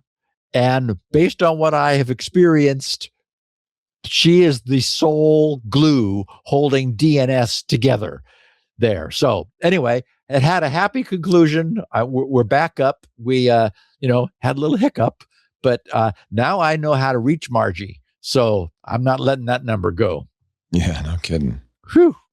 What a story. So in other news, last Wednesday's Risky Business newsletter bulletin carried the headline, Linux kernel discloses 442 CVEs as AI bug apocalypse settles in. So you call that settling in? Yeah. Wow. I'm not completely aligned with the overall attitude demonstrated by the newsletter's author in this case, but I want to share this because it also adds a bunch of facts to our knowledge base. So, Risky Business newsletter wrote, the Linux kernel project has disclosed 442 vulnerabilities over the past 3 days in a massive dump of CVEs on its security mailing list. Although not confirmed, the bugs were likely discovered, I'm sure they were, using AI tools. Over the past months, projects like Anthropic's Glasswing and OpenAI's Daybreak have been granting access to advanced frontier cybersecurity models to top-tier security firms and researchers to find bugs with AI in major open source projects. Most of the bugs are low-severity issues, so nothing world-ending for the internet today. The sudden bursts of security bugs come after two similar ones at Microsoft and Google, which also released huge patch notes this past month. Microsoft patched 620 bugs last week, while Google patched another 433 in its Chrome browser at the start of July. Companies like Adobe and Oracle also increased the frequency of their patching cycles, citing the rise of AI bug discovery. Oracle went from a quarterly patch cycle to a monthly one, while Adobe went from a monthly to twice monthly release. Adobe Chief Security Officer Anachal Gupta wrote, twice monthly bulletins will enable us to keep pace with the era of frontier AI. More vulnerabilities found means more fixes to deploy, and a once-a-month publication window is no longer fast enough to stay ahead of our adversaries. Actually, it occurs to me that's one problem that Microsoft has, is they've so tightly locked themselves in to a, Patch Tuesday as a thing that they really don't have the freedom to increase that. I mean, they have the technology to do it, but I mean, it would just drive IT crazy if they were to change from Patch Tuesday. So they really don't, I think, have the flexibility to change the rate at which they're doing it. Anyway, so that's what's actually happening. Adobe, of course, is another publisher who's dragging forward a great deal of older legacy code. And they said they certainly have the cash needed to deploy AI for their own vulnerability discovery and remediation. And it's great that they're doing so. Anyway, the author of the newsletter then writes, but in a seriously risky business piece last week, He writes, my colleague Tom Urin argued that the cleansing blast of AI won't actually help but a few, since most companies rarely... They wrote that Tom Urin is talking about a cleansing blast of AI. I know. I'm sorry. Okay. Go ahead, please. Yeah. Since most companies rarely apply security updates to begin with. So Tom is saying it doesn't really matter if there's updates, no one applies them. He says all it's likely to do is provide more vulnerabilities to attackers and widen the company's exposure threats. Okay, now I'll just interrupt to say it's interesting to hear someone who also covers the cybersecurity industry comment that it is not useful for vulnerabilities to be removed because, quote, most companies rarely apply security updates to begin with. Okay, as we know, there's more truth to that than we might wish there were. Right. That makes this another, necessary but not sufficient situation. Publishers are certainly doing their due diligence by deploying AI to clean up their own years of legacy code. They have to, right? That's really what they should do, even knowing that, even if they know that, depending upon the industry and the application, only some subset of their users will choose to take advantage of the reduced bug code that becomes available. They should not allow the fact of that to dissuade them from fixing their code for their own sake and also for the sake of those customers who do care enough to keep current. So the reporting continues, writing, larger products like the Linux kernel can probably handle an increased rate of bug reports like it saw right now, but that doesn't mean its team, meaning the Linux kernel team, is happy. Linux creator Linus Torvalds said back in May that most AI found bugs were duplicates that were causing pointless churn and were, quote, a waste of time for everybody involved, unquote, as the AI bugpocalypse had made the Linux security list, again, quote, almost entirely unmanageable. Okay, but wait, hold on again a minute here. This report began with the news that the Linux kernel project had just fixed an unprecedented 442 vulnerabilities, which does not sound like nothing and are not false positives. They fix things, 442 of them. So it turns out that Linus's position is somewhat more nuanced than that. His core complaint, voiced mid-May in his Linux 7.1 RC4 release notes, was that the kernel's private security mailing list had become almost entirely unmanageable with enormous duplication due to different people finding the same bugs when using the same tools.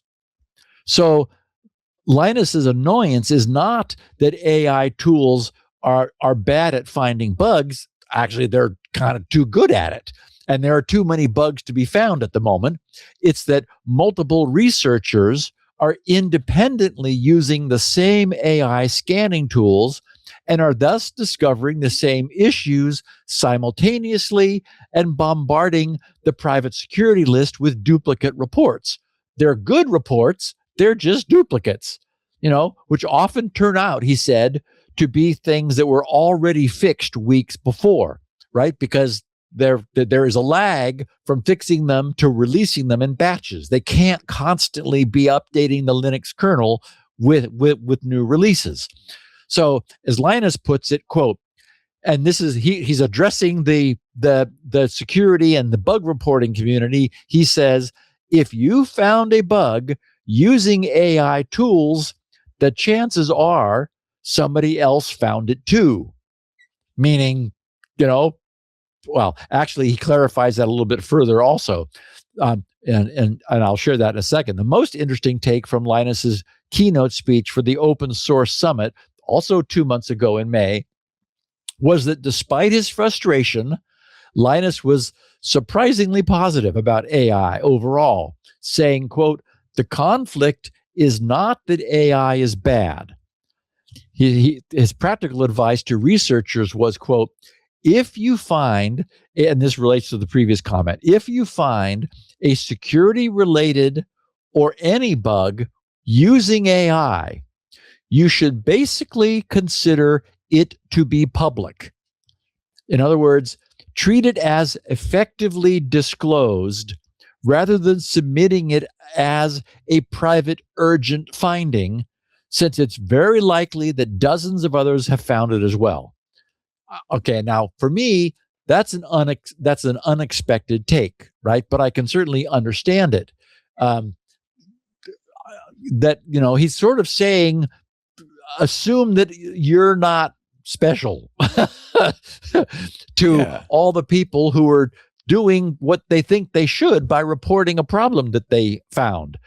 For example, I love and greatly value this podcast's listeners' feedback.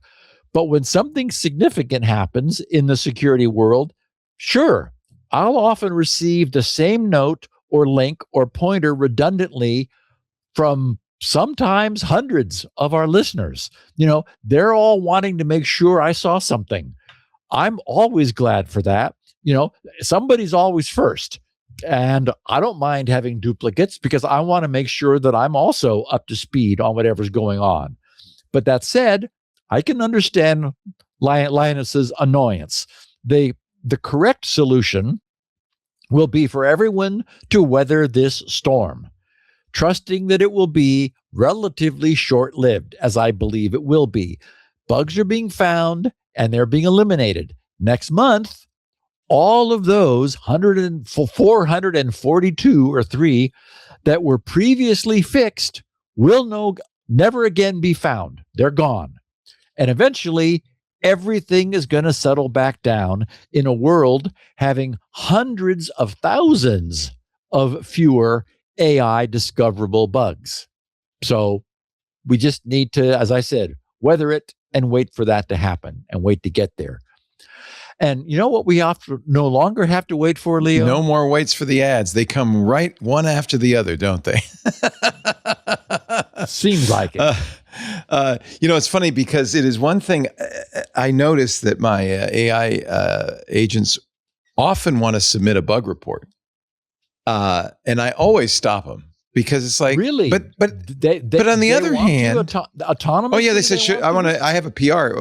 We found a bug. Let me submit a PR, a bug report rather. And I'm torn because on the one hand, maybe they did find a problem. Well, I'll give you an example.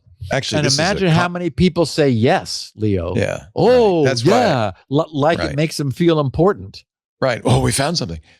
I've been playing with a brand new, it's alpha piece of software from the founder of Twitter, Jack Dorsey, former CEO of called Buzz, which is kind of his take on Slack. It's a messaging, but it's designed for humans and AI agents. And it's actually great. I use it. But I had a lot of trouble setting it up on my particular Linux machine because it was designed for Debian. It didn't work on the Arch version I'm using. And one agent was watching another work.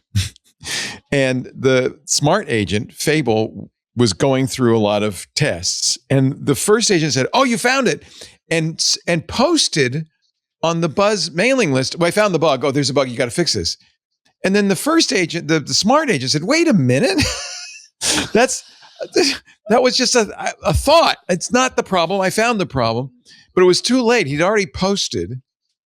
And then he couldn't take it back because he had a very strict rule that you can't delete things. So it was just a mess.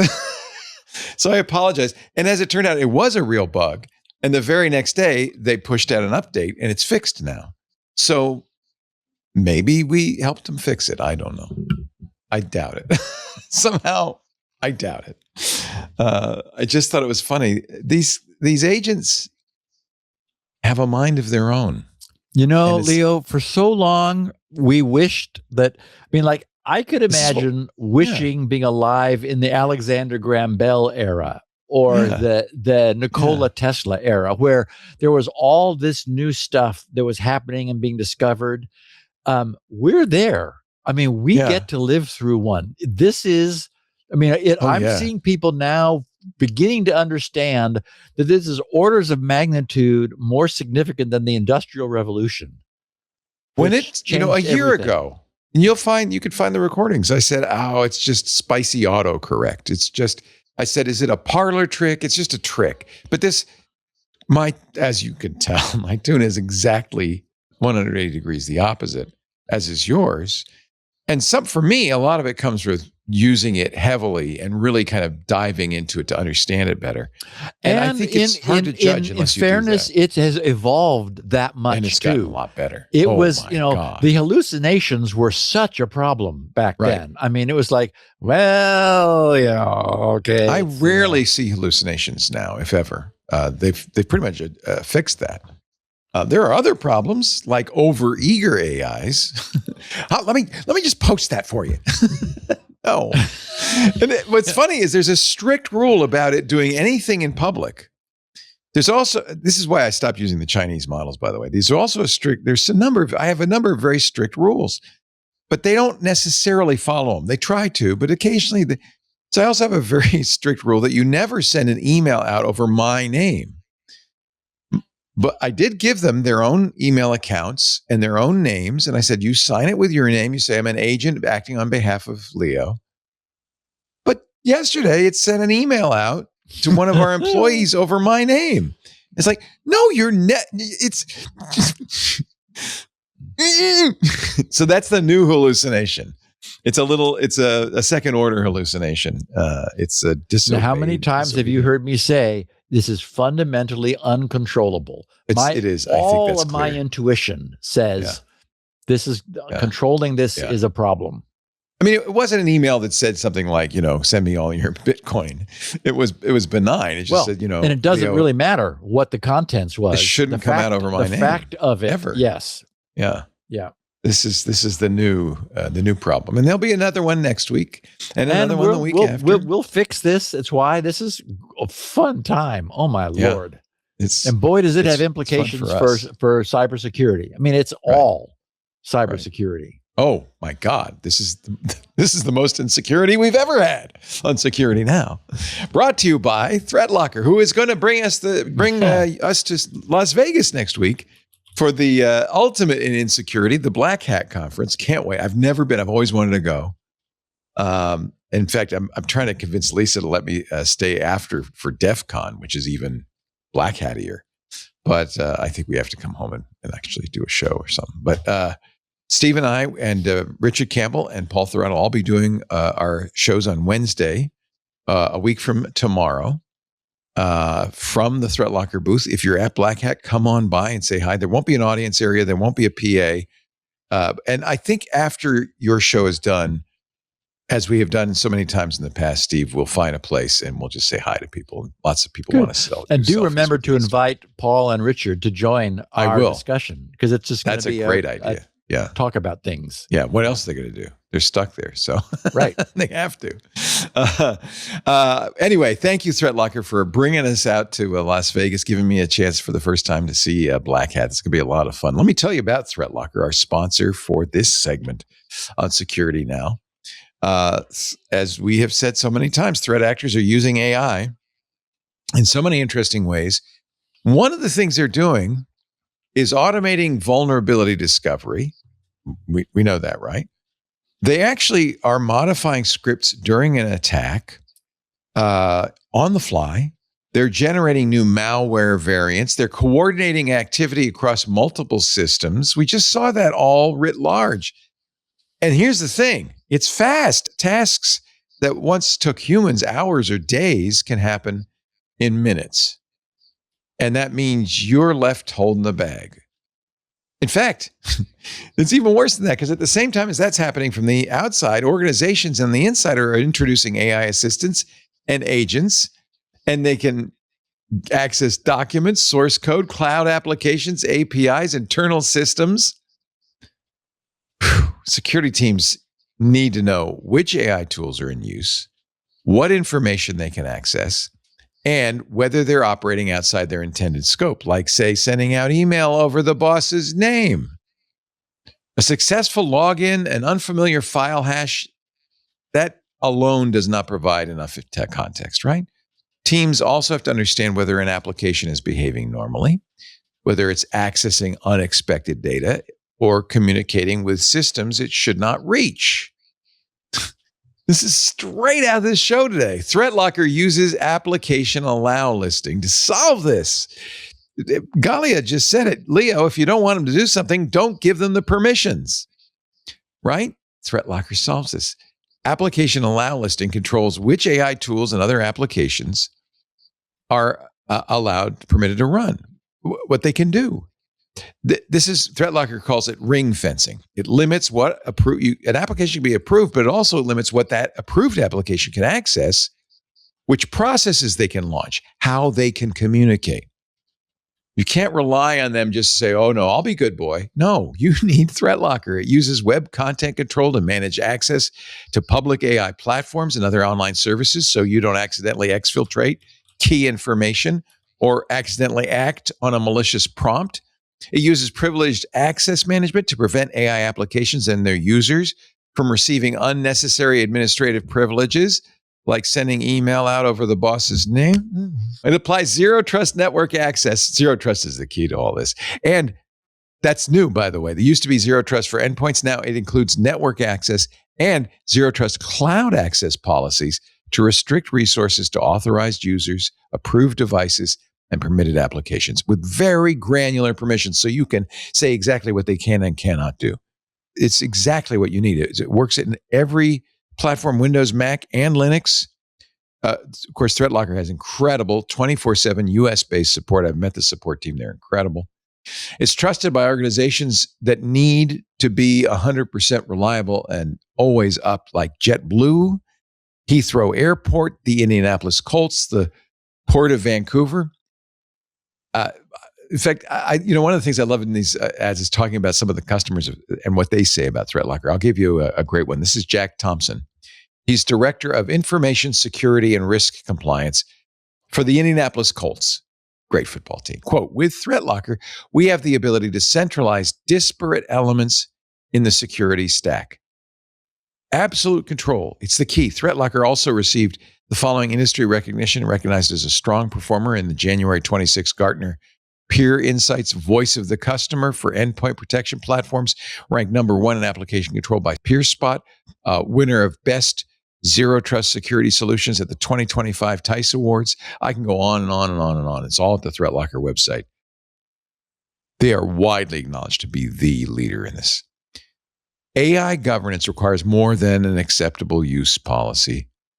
ThreatLocker gives security teams the technical controls to define which AI tools are approved, who and what can access them, and how those tools are allowed to interact with business systems and data. You need it. I need it. Visit threatlocker.com/twit to get a free 30-day trial and learn more about how ThreatLocker can help mitigate unknown threats and ensure compliance. That's threatlocker.com/twit.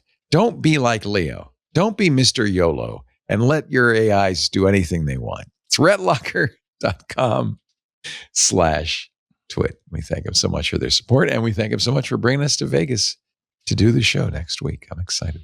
Steve? When we all have agents roaming around, can you imagine what the world's... Oh, my Lord. It was so exciting when I gave them their own address. Because frequently I'll say, send instructions to Russell on how to do this, or get Russell's instructions and thank him or what. And the other thing that was wild is the AI knew that Lisa was my wife. So when I said, invite Lisa to our new website, it wrote it, hi, honey. It wrote, hi, honey. Love ya. It wrote it as if I wrote it. It was terrifying. So I told it, from now on, call Anthony Nielsen sweetheart and see what he says. That's just a little fun. Anyway, on we go with the show. Okay, so the past weeks, as I mentioned before, our Security Now Most Email Received on a Single Topic Award had no competition.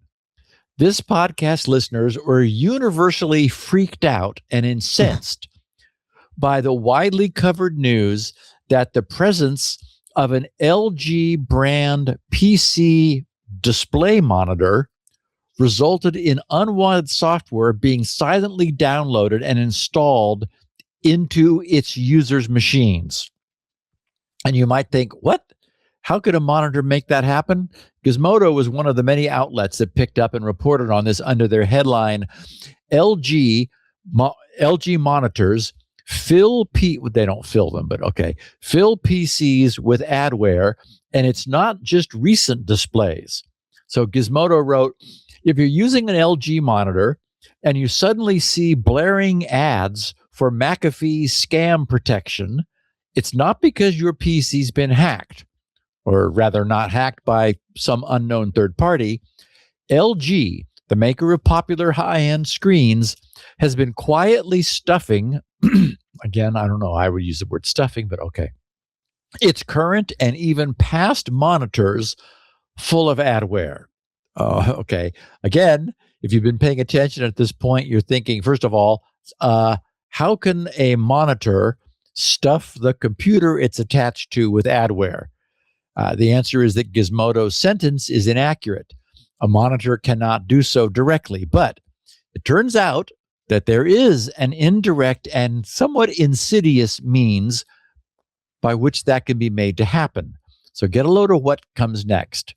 Gizmodo writes, for the last several weeks, multiple Reddit users have reported that their LG monitors had surreptitiously added an app to their PC, here it comes, through an automatic patch via Windows Update.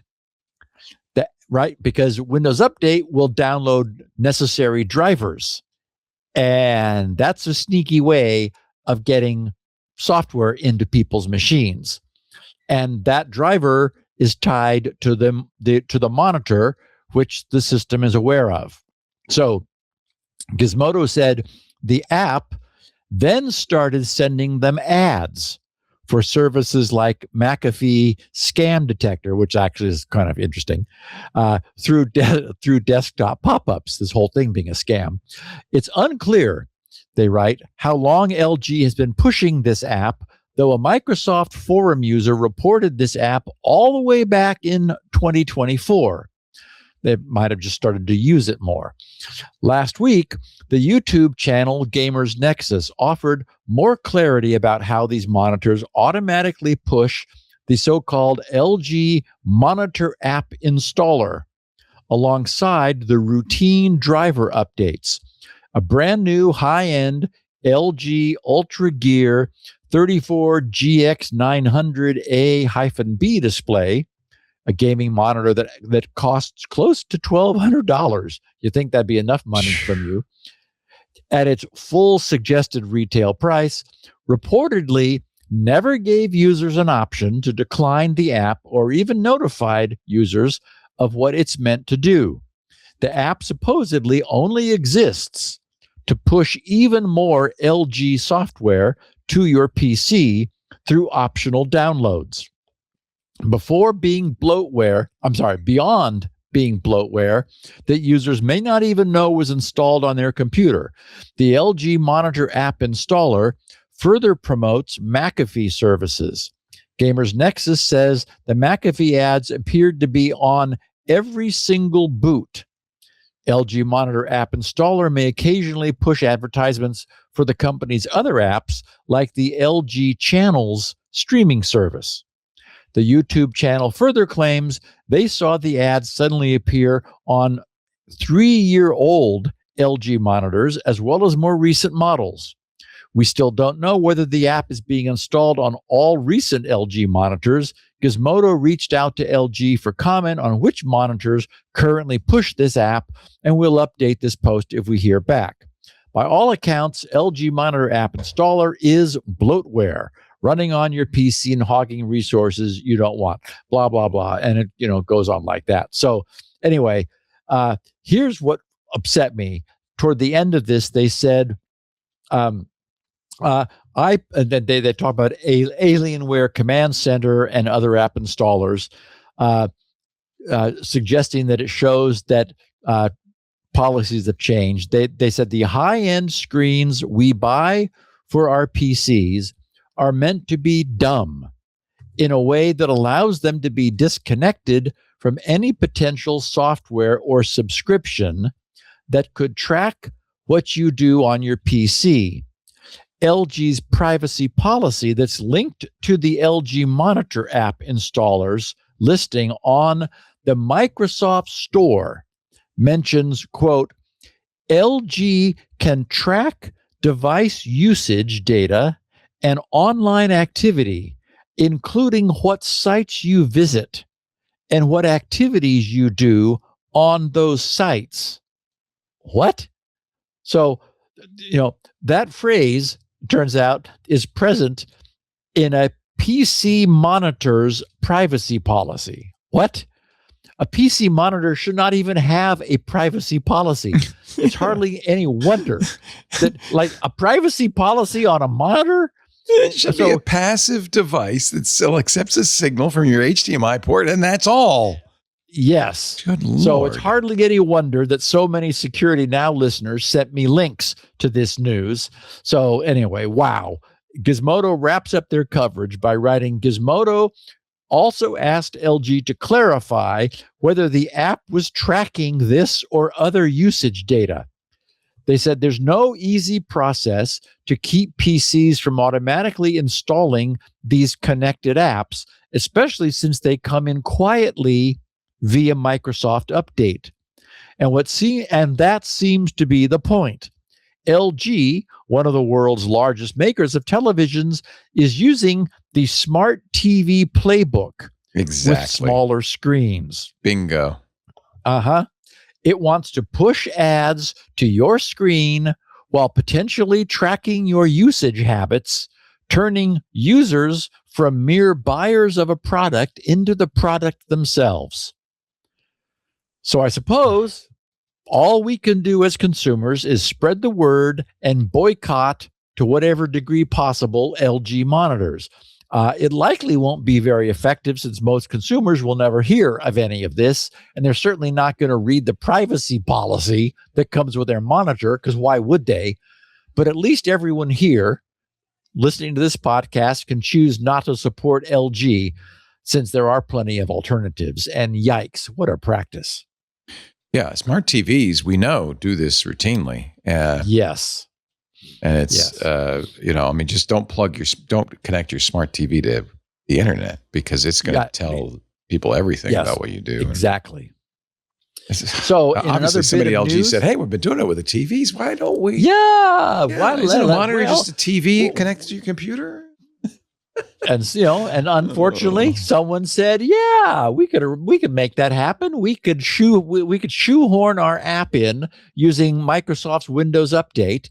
Tell Windows Update that we have a new driver for our screens that everybody needs to get, and Microsoft will dutifully push it out with the next patch Tuesday." I guess those come out on the 4th of the update. There's some other date where the non-security updates happen. That's just shameful. Shameful. It'll happen. It really is. Yeah.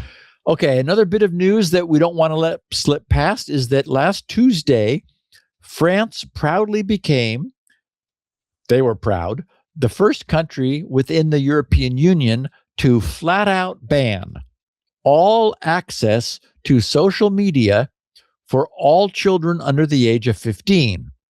I found some succinct reporting of this, of all places, on Al Jazeera, but they reported quite nicely. They said France's parliament has passed a landmark bill barring children under the age of 15 from using social media platforms.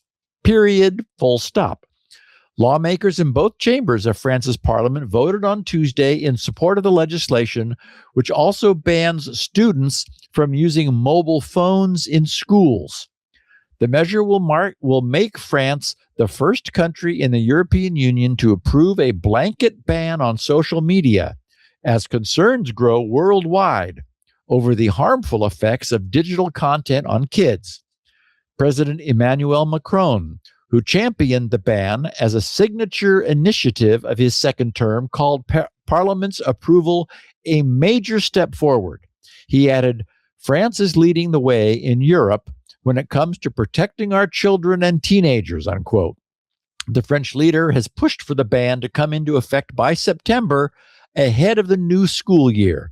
However, a review to determine whether it complies with the French constitution could delay its implementation.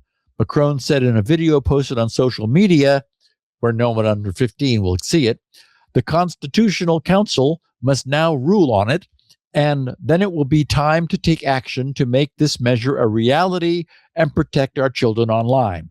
A growing number of countries are taking steps to restrict social media access amid multiplying warnings over its harmful effects on children. France's public health watchdog last year said platforms such as TikTok, Snapchat, and Instagram were harmful to adolescents, particularly girls, though it was not the sole reason for their declining mental health. Several families in France have sued TikTok over teen suicides they say are linked to its harmful content. The French ban is expected to be rolled out in 2 stages, with children under the age of 15 first blocked from creating new accounts starting on September 1st. Then on January 1st of 2027, the ban would be extended to apply to all existing accounts, meaning those would be terminated, shut down. Digital Minister Andy Weir said, "If someone is under 15, the account will be closed," adding that users' personal data would be protected. The ban will not cover access to online encyclopedias, educational, or scientific directories. In other words, only specific social media services. Finally, lawmakers from the left-wing party, France Unbowed, opposed the bill, arguing that its constitutionality is unclear. They're the people who raised the constitution issue, said it would effectively end online anonymity and that it would be impossible to enforce. But children's advocates and parents largely applauded the vote. The only thing we can do is protect our children just as we protect our children from drinking alcohol. So, okay, one note is that France's existing blanket mobile phone ban, on which already applies to primary and middle school, is now, as part of this, being extended to include all of high school. So no mobile phones in school until you get to college in France. Okay, so what should be very clear is that proof of online age, we've talked about it. We spent a lot of time so far, on the podcast looking at the technology and the challenge. It is destined to become ubiquitous, as we've been covering, right? Apple and Google are both reluctantly and haltingly inching, but nevertheless inching forward with it for their respective iOS and Android platforms. Someday it will just be the way things are. As I stated before, it is entirely possible to design a solution that provides for age range determination in an entirely privacy-preserving fashion, with the caveat, that knowing one's age range does obviously represent a theoretical reduction in absolute privacy. But sorry, I think online age range attestation is a good thing, not a bad thing. It allows us as a society to model the way the physical world already operates in the online world, with more and more of the physical world's services moving online. Gating available services by its users' age becomes crucial, I think. So that happened. Also, what happened is that right on schedule, that extremely serious WordPress vulnerability, which we discussed last week, that was the one that caused WordPress to force update every system that they had any access to, has come under active attack. Didn't take long. So it's clear that not all systems accepted the WordPress forced update. Turns out you could just disable all updates and nothing WordPress could do. The Wiz Security folks posted the news under their headline, Exploitation in the Wild of WP to Shell, which they followed with the summary, Wiz Research has identified exploitation of WP to Shell, a critical pre-auth RCE, remote code execution, vulnerability chain impacting WordPress core. Attackers are deploying persistent web shells on vulnerable servers. Organizations should prioritize patching or applying web application firewall, WAF mitigations. So one interesting bit of color that we didn't have last week was that the discoverer and responsible reporter of this, the firm Searchlight Cyber, credits their discovery to their use of OpenAI's GPT 5.6 Soul. So this was an AI found fault that existed, as we know, since early December of last year in the WordPress base. The consequences for unpatched WordPress users is so serious, however, that I want to share some of what the Wiz Security folks have witnessed going on ever since. They wrote, these vulnerabilities comprise a critical pre-authentication, meaning anybody can do it, remote code execution chain in WordPress core dubbed WP to Shell. This exploit chain allows unauthenticated attackers to gain remote code execution on default WordPress installations in any WordPress version released since December 2025. Our data indicates that 60% of organizations using WordPress initially had at least one vulnerable instance at the time these CVEs were published, and 25% were exposing a vulnerable server to the internet. However, this figure is rapidly declining as organizations patch, lowering from 60% to 50%, not a big difference, and from 25% to 10%, respectively, within 24 hours of the initial publication. So, okay, within 24 hours, that is pretty good.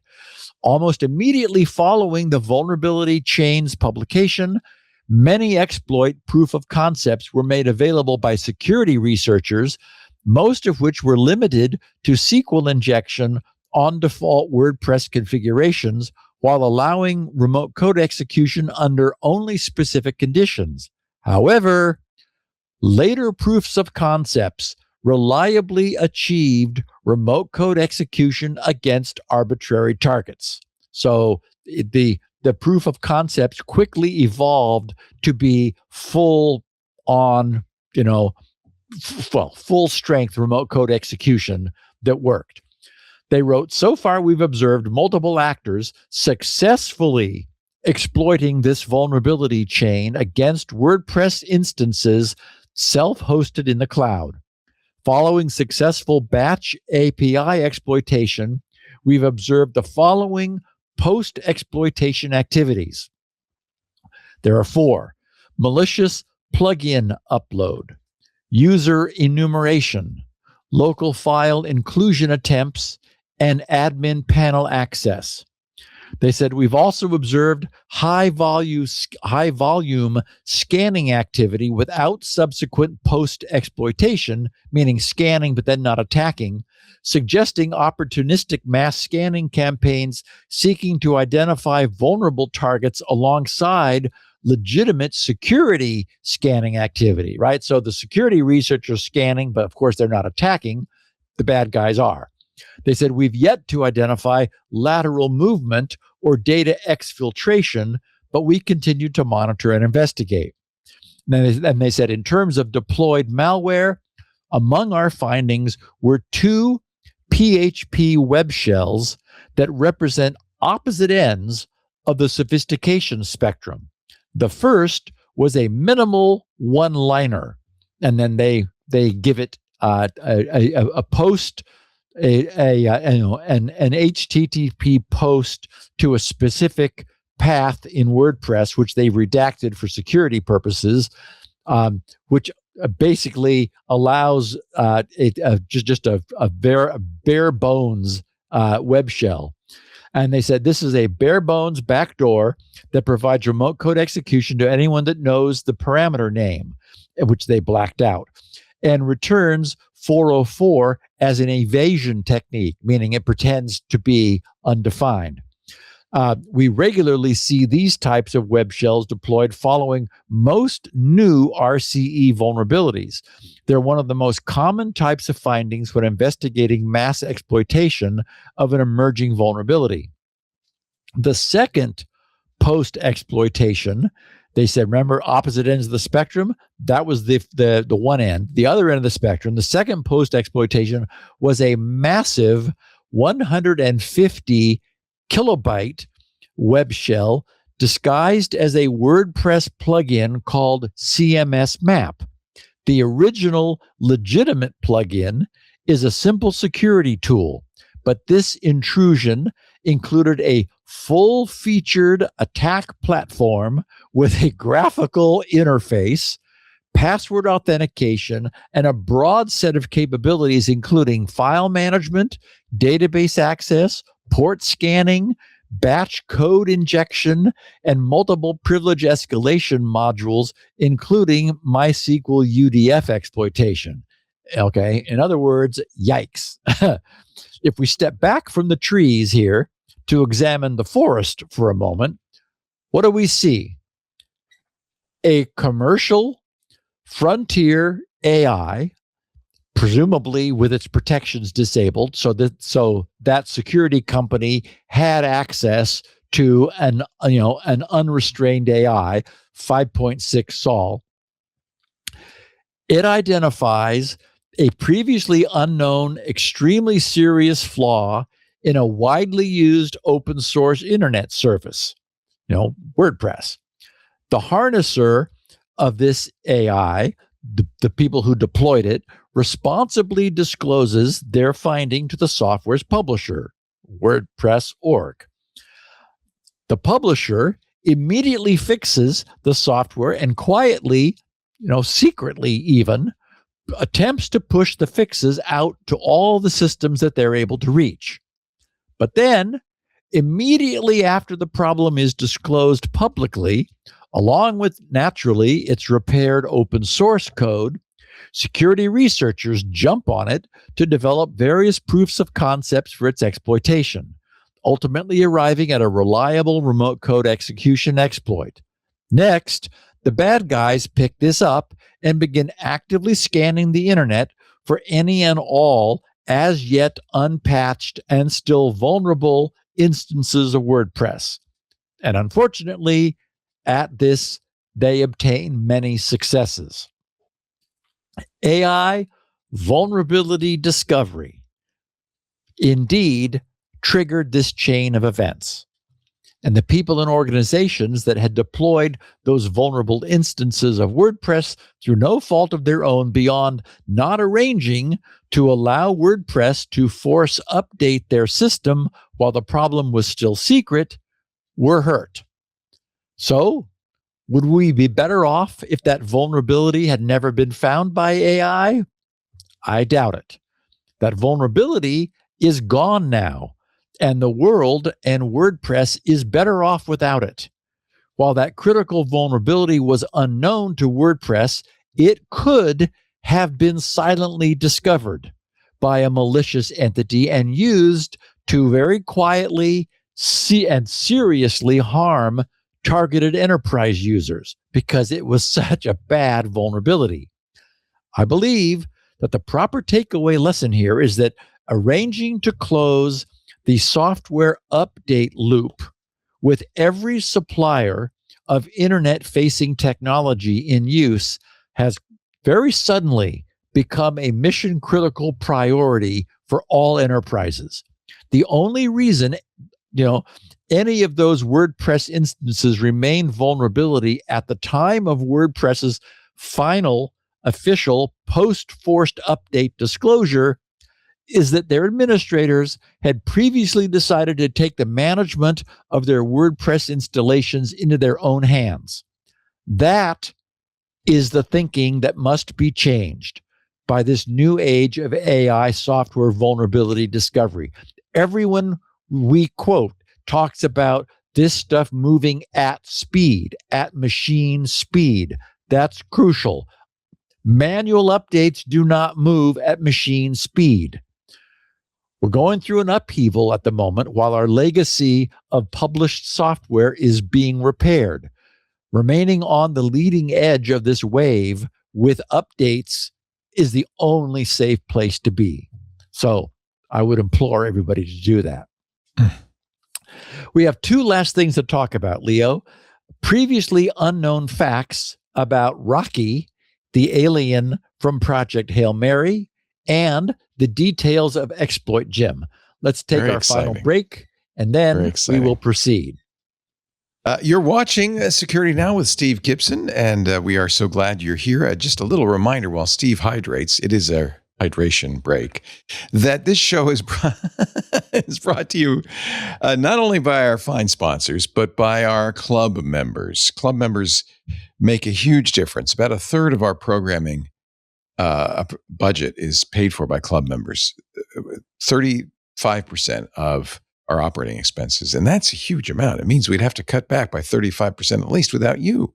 If you're a club member, thank you so much. If you're not a club member, I'd love to invite you to join. There's some real benefits to joining the club. You, of course, get ad-free versions of everything we do because you're paying for it. So we're not going to give you ads. In fact, you even get an additional benefit that the ad-supported versions can't provide, which is chapter markers.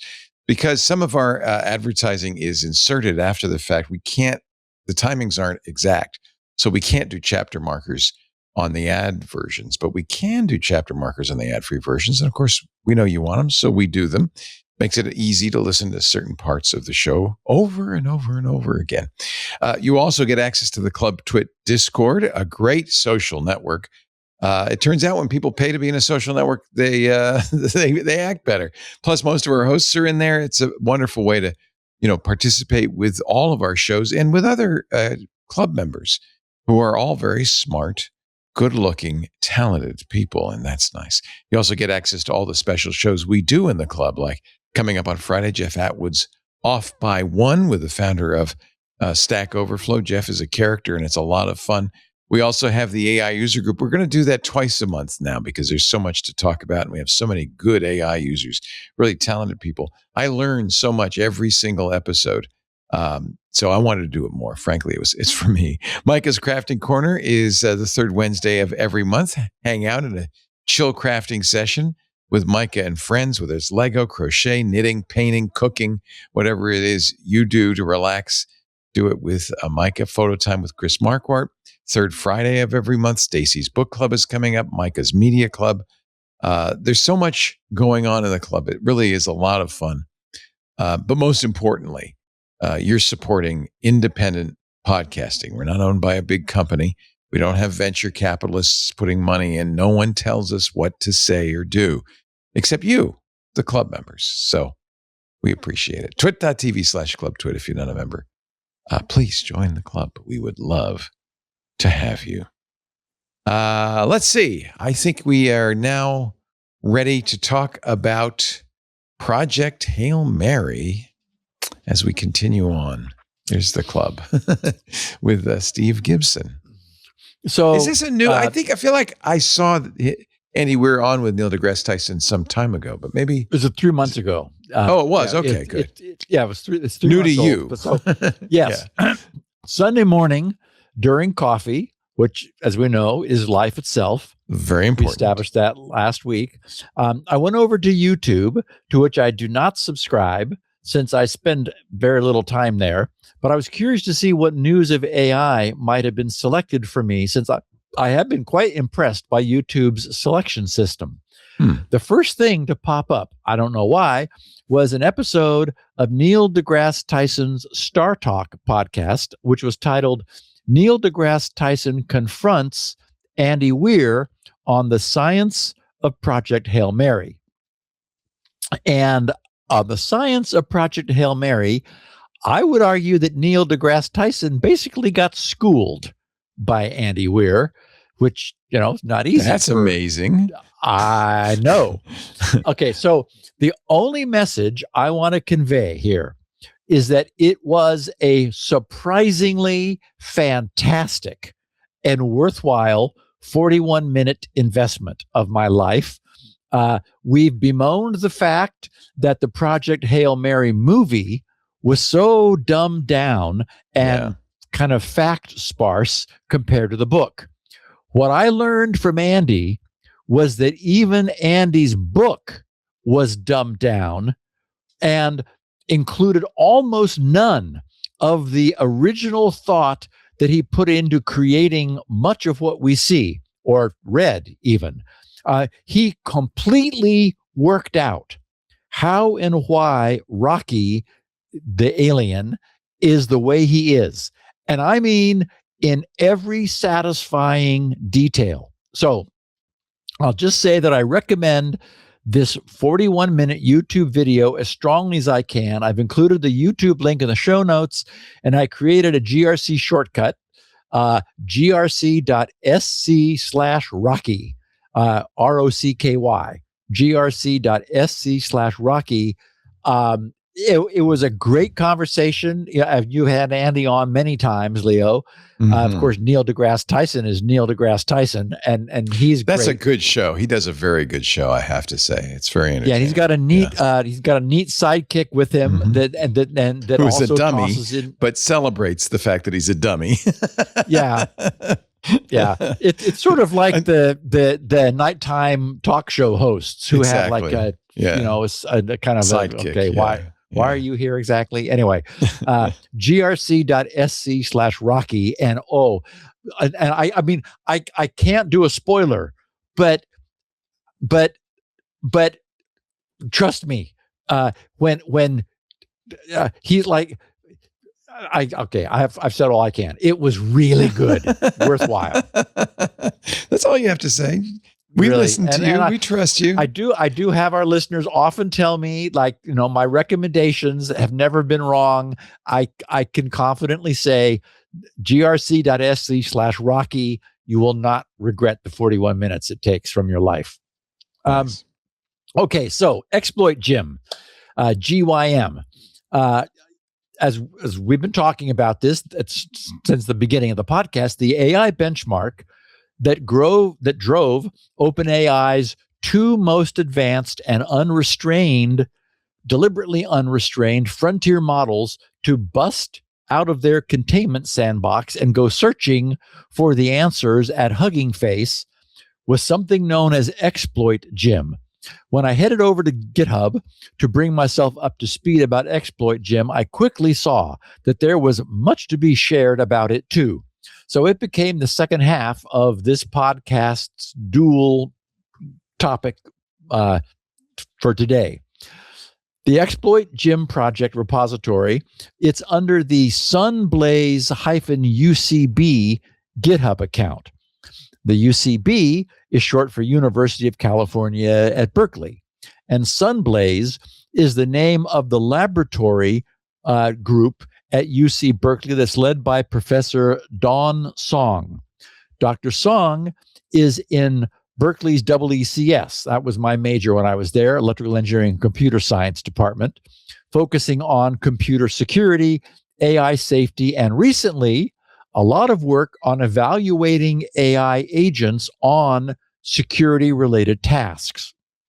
Their GitHub repos include things like CyberGym, a different gym. In this case, CyberGym is a large-scale, high-quality cybersecurity evaluation framework designed to rigorously assess the capabilities of AI agents on real-world vulnerability analysis tasks. So it's slightly different because, of course, ExploitGym is a large-scale, realistic benchmark built from real-world vulnerabilities, which is designed to evaluate AI agents' ability to develop exploits. So one is vulnerability analysis, CyberGym. ExploitGym is their ability to actually exploit vulnerabilities that are provided to them. Several months ago, on May 11th, a large group of 16 AI researchers, drawing its members from UC Berkeley, the Max Planck Institute for Security and Privacy, UC Santa Barbara, Arizona State University, Anthropic, OpenAI, and Google, all co-authored and published their research on this ExploitGym. Their paper was titled ExploitGym: Can AI Agents Turn Security Vulnerabilities into Actual Attacks? And certainly the name ExploitGym makes sense for this, right? The paper's introductory abstract says, AI agents are rapidly gaining capabilities that could significantly reshape cybersecurity. Okay, this was May, so they were, oh, you think maybe? Making rigorous evaluation urgent. A critical capability is exploitation, turning a vulnerability, which is not yet an attack, into a concrete security impact, such as unauthorized file access or code execution. Exploitation is a particularly challenging task because it requires low-level program reasoning, for example, about memory layout, runtime adaptation, and sustained progress over long horizons. Meanwhile, it's inherently dual use, supporting defensive workflows while lowering the barrier for offense, meaning the bad guys can use it too, right? And this is why, again, as we've said, good guys need to have unrestrained AI. They said, despite its importance and diagnostic value, exploitation remains under-evaluated. Thus, the reason for creating ExploitGym.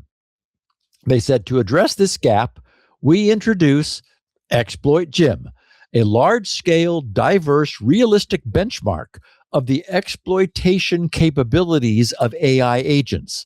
Given a program input that triggers a vulnerability, ExploitGym tasks its agents to progressively extend it into a working exploit.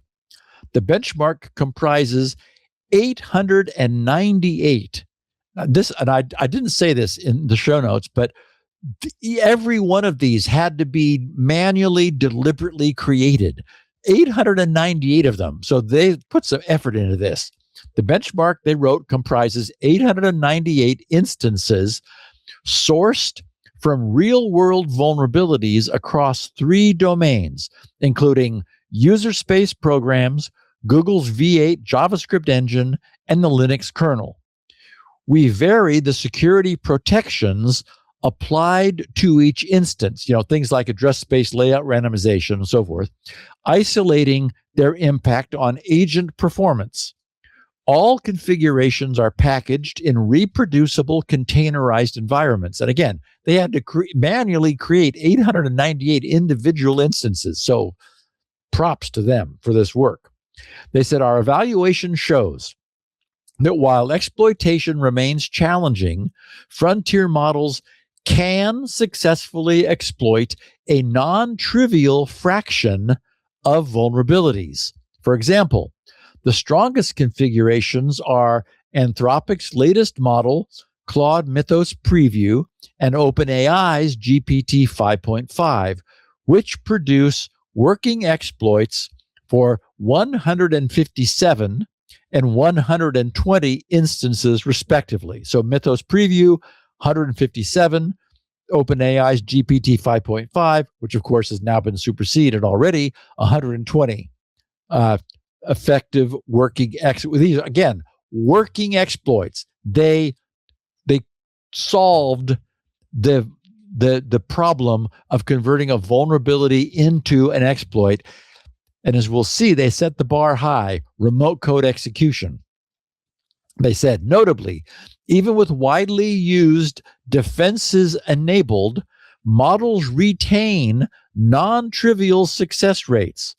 These results establish ExploitGym as an effective test bed for exploitation and highlight the growing cybersecurity risks posed by increasingly capable AI agents. And of course, this is why OpenAI was using ExploitGym, is they participated in the creation of this paper and of this entity, this thing, this capability, this benchmark, and then they started using it to see what their agents would be, what their models would be able to do.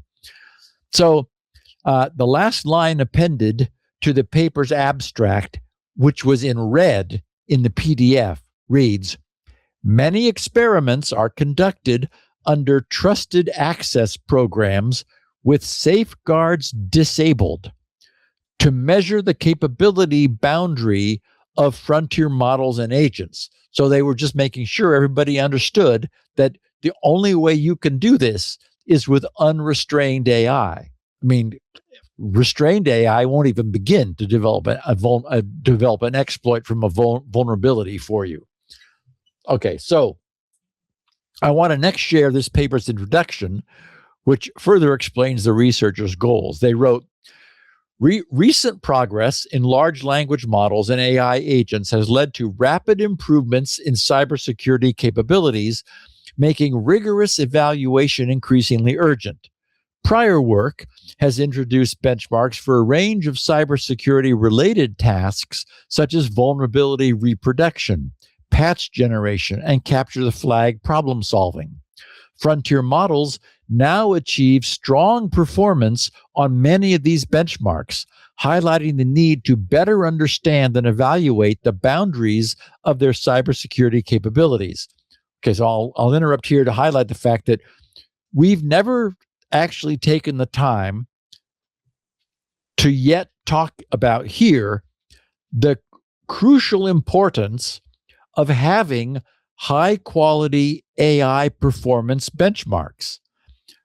Even as early as this seems in the development and maturation of AI technology, my sense being we have a long way to go yet. And you know that because it's changing so rapidly. Mature technologies do not change this rapidly. The behavior of our AI models, has already become mysterious and surprising to us.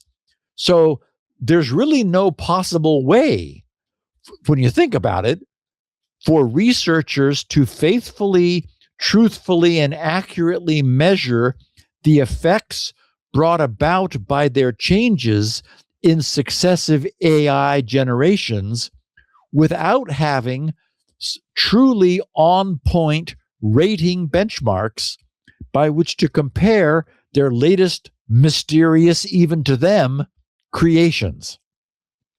This is exactly why and how OpenAI got themselves in trouble, by pitting their models against the tests presented to them by ExploitGym. So this group of 16 researchers continue writing, exploitation is a critical missing piece in cybersecurity evaluation. A crucial yet underexplored capability is vulnerability exploitation. Exploitation is a challenging task that starts from an initial vulnerability, for example, a few byte buffer overflow, progressively obtains stronger primitives and privileges, for example, arbitrary memory reads and writes, and ultimately causes a concrete security impact, for example, unauthorized file access or code execution. Unlike prior benchmarks that primarily require source-level reasoning, exploitation demands precise reasoning about low-level program behaviors at runtime. This includes understanding and manipulating memory layouts, for example, heap metadata, stack frames, and virtual memory mappings. Reasoning about instruction-level control flow and register states, and crafting inputs that satisfy tight constraints. Modern exploitation further requires chaining multiple primitives together while simultaneously bypassing a succession of deployed mitigations. For example, address space layout randomization, stack canaries, and sandboxing. Indeed, exploitation has remained difficult even for human security researchers despite decades of research. Moreover, exploitation is inherently dual use and impacts both defenders and attackers. On the defense side, it helps assess vulnerability severity, prioritize patches, and validate mitigation. Meanwhile, it can also lower the expertise required for offensive misuse, right? Meaning the bad guys get to use it. Understanding the exploitation capabilities of frontier AI is therefore essential for AI safety and responsible model deployment. ExploitGym is the first comprehensive exploitation benchmark for AI agents. In this work, and of course it's on GitHub, right? All open and free. In this work, we introduce ExploitGym, a comprehensive benchmark for evaluating the exploitation capabilities of AI agents. Each instance of ExploitGym consists of a vulnerable code base with build configurations, a proof of vulnerability input that triggers a known vulnerability along with a textual description, and an execution environment for agent interaction. Agent interaction. In other words, they said each instance of ExploitGym has all of that, and they built 898 of those. Again, I'm dizzy by the amount of effort that went into creating this. The agent is tasked with transforming the POV, the proof of vulnerability, into a working exploit. We focus on exploits that achieve unauthorized code execution, i.e., executing code with privileges that should not be obtainable under the intended security model, which is often none. We choose this target because it represents one of the most severe security outcomes, demonstrating full control over the victim system and enabling a range of downstream harms such as secret exfiltration and resource hijacking. To reliably validate successful exploitation, each environment contains a dynamically generated privileged flag that is inaccessible without unauthorized code execution. In other words, capture the flag. And the agent must retrieve and submit the flag, proving that it achieved remote code execution vulnerability. In addition, we include agent as a judge to assess whether the submitted exploit actually relies on the provided vulnerability rather than succeeding through an unrelated shortcut, for example, a different but more easily exploitable vulnerability. ExploitGym is a large-scale, diverse, and realistic benchmark. Our benchmark comprises 898 instances derived from real-world vulnerabilities that affected, past tense, software projects across three major domains. We first include 520 user space instances from 161 projects in the OSS Fuzz, Google's continuous fuzzing service. To cover additional critical software infrastructure, we further include 185 instances from Google's V8 JavaScript engine used in Chromium-based browsers and 193 instances from the Linux kernel.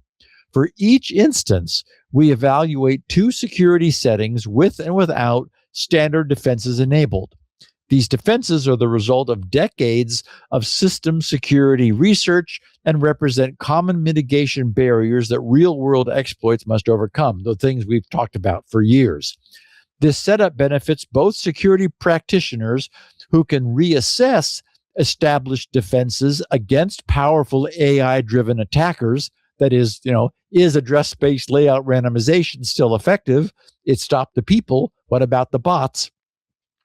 And AI researchers who can study whether frontier models can reason through complex, multi-step mitigation barriers, presumably using this benchmark and as a test to make the AI even better at attacking, yikes, or defending, that's what we really meant, All configurations are packaged in reproducible containerized environments to ensure easy use and reproducibility of the benchmark. Experimental results reveal non-trivial exploitation capabilities using ExploitGym under a wide range of frontier LLMs and agent scaffolds. The results show that despite the challenging nature of exploitation, frontier AI agents can already achieve a non-trivial fraction of success when standard defenses are disabled. In particular, Claude Mythos Preview and Claude Code with GPT 5.5 with Codex CLI, the best performing combinations, solve 157 and 120 instances within a 2-hour time limit, respectively. We further observed that enabling standard defenses substantially reduces success rates, but does not eliminate them entirely. Beyond aggregated success scores, we analyze performance differences across domains, overlaps between agents, time budgets, and a detailed case study to enable a deeper understanding of agent behavior. In other words, a benchmark like this is incredibly useful to AI researchers who want to understand how their agents perform in a cybersecurity setting. So this is super valuable to have. Overall, they said, our results indicate that frontier AI is advancing rapidly toward fully automated exploit generation. These results highlight the growing importance of responsible model development and deployment, as well as the urgent need for stronger exploit-resistant defenses against increasingly capable AI-driven attackers. So I want to repeat the final conclusion, since this is the future we face, right? Which is one we will never again not face. This team of 16 named authors wrote, our results indicate that frontier AI is rapidly advancing toward fully automated exploit generation. And they then call for, quote, responsible model development and deployment, which all evidence suggests is going to be very difficult. I assume that line, the responsible model development and deployment, is there because Anthropic, Google, and OpenAI contributed to this research, or perhaps the purely academic researchers felt it would be irresponsible to not murmur something about the responsible use of AI in a paper that has just shown how powerful and devastating the irresponsible use of AI is rapidly becoming. Hopefully, none of these authors really believe any of that, since they must know that AI is just a tool, like the hammer that was mentioned before. It's also worth noting that perhaps, that while in their words, frontier AI is rapidly advancing toward fully automated exploit generation, we know that the world shook several weeks ago when Kimi K3 demonstrated performance that fell just short of, at the time, the top 2 frontier models, and its model weights were released yesterday on the 27th. So anyone who's able to load and run this free 2.8 tera parameter AI model will already today have a near match frontier AI without any commercial encumbrances. So anyway, I'm going to wrap this up by sharing their paper's conclusions. They write, under limitations, they said, first, our tasks do not cover the full space of exploitation targets, such as Windows. There's no Windows vulnerabilities there because, of course, it's closed. iOS, same reason, closed. And Android, or perhaps, or applications that run in those environments. They said, second, we use arbitrary code execution as the success criteria. While this provides a clear and severe measure of impact, it does not capture other meaningful outcomes like privilege escalation, right? That we know how serious that is. Once you get in, you got to be able to do something there, such as arbitrary read and write primitives, sandbox escape with code execution, or partial exploit progress. Third, failures may result from refusal due to safety alignment, tool misuse, or other underlying causes unrelated to the complexity of crafting exploit payloads. Failures may also stem from non-exploitable vulnerabilities where success is just impossible. More broadly, our benchmark lacks ground truth exploits for every task due to the extreme difficulty of exploitation, meaning they don't even know whether all of these vulnerabilities can be exploited. They don't have samples of them. They said at the same time, this helps mitigate data contamination concerns, right? You don't want your AI to already know about how to exploit a vulnerability, or, it wouldn't be a good benchmark. It wouldn't have to do the work. It would go over to Hugging Face and cheat. Since complete solutions are not broadly available. Under the 2-hour time constraints of our evaluation, Frontier agents solve at most 157 tasks compared to 239 potential solves in the union of our experiment results. Then they said, finally, fourth, our results reflect a single time-gated, meaning only 2 hours given, and cost-gated attempt per task. Additional attempts and resources may yield higher success rates. Similarly, our use of a single set of instructions may inadvertently favor one model. Tailored instructions, including additional task context, may improve success rates. Finally, we do not provide tools specific to vulnerability analysis or exploitation. Integrating such tools may also improve success rates.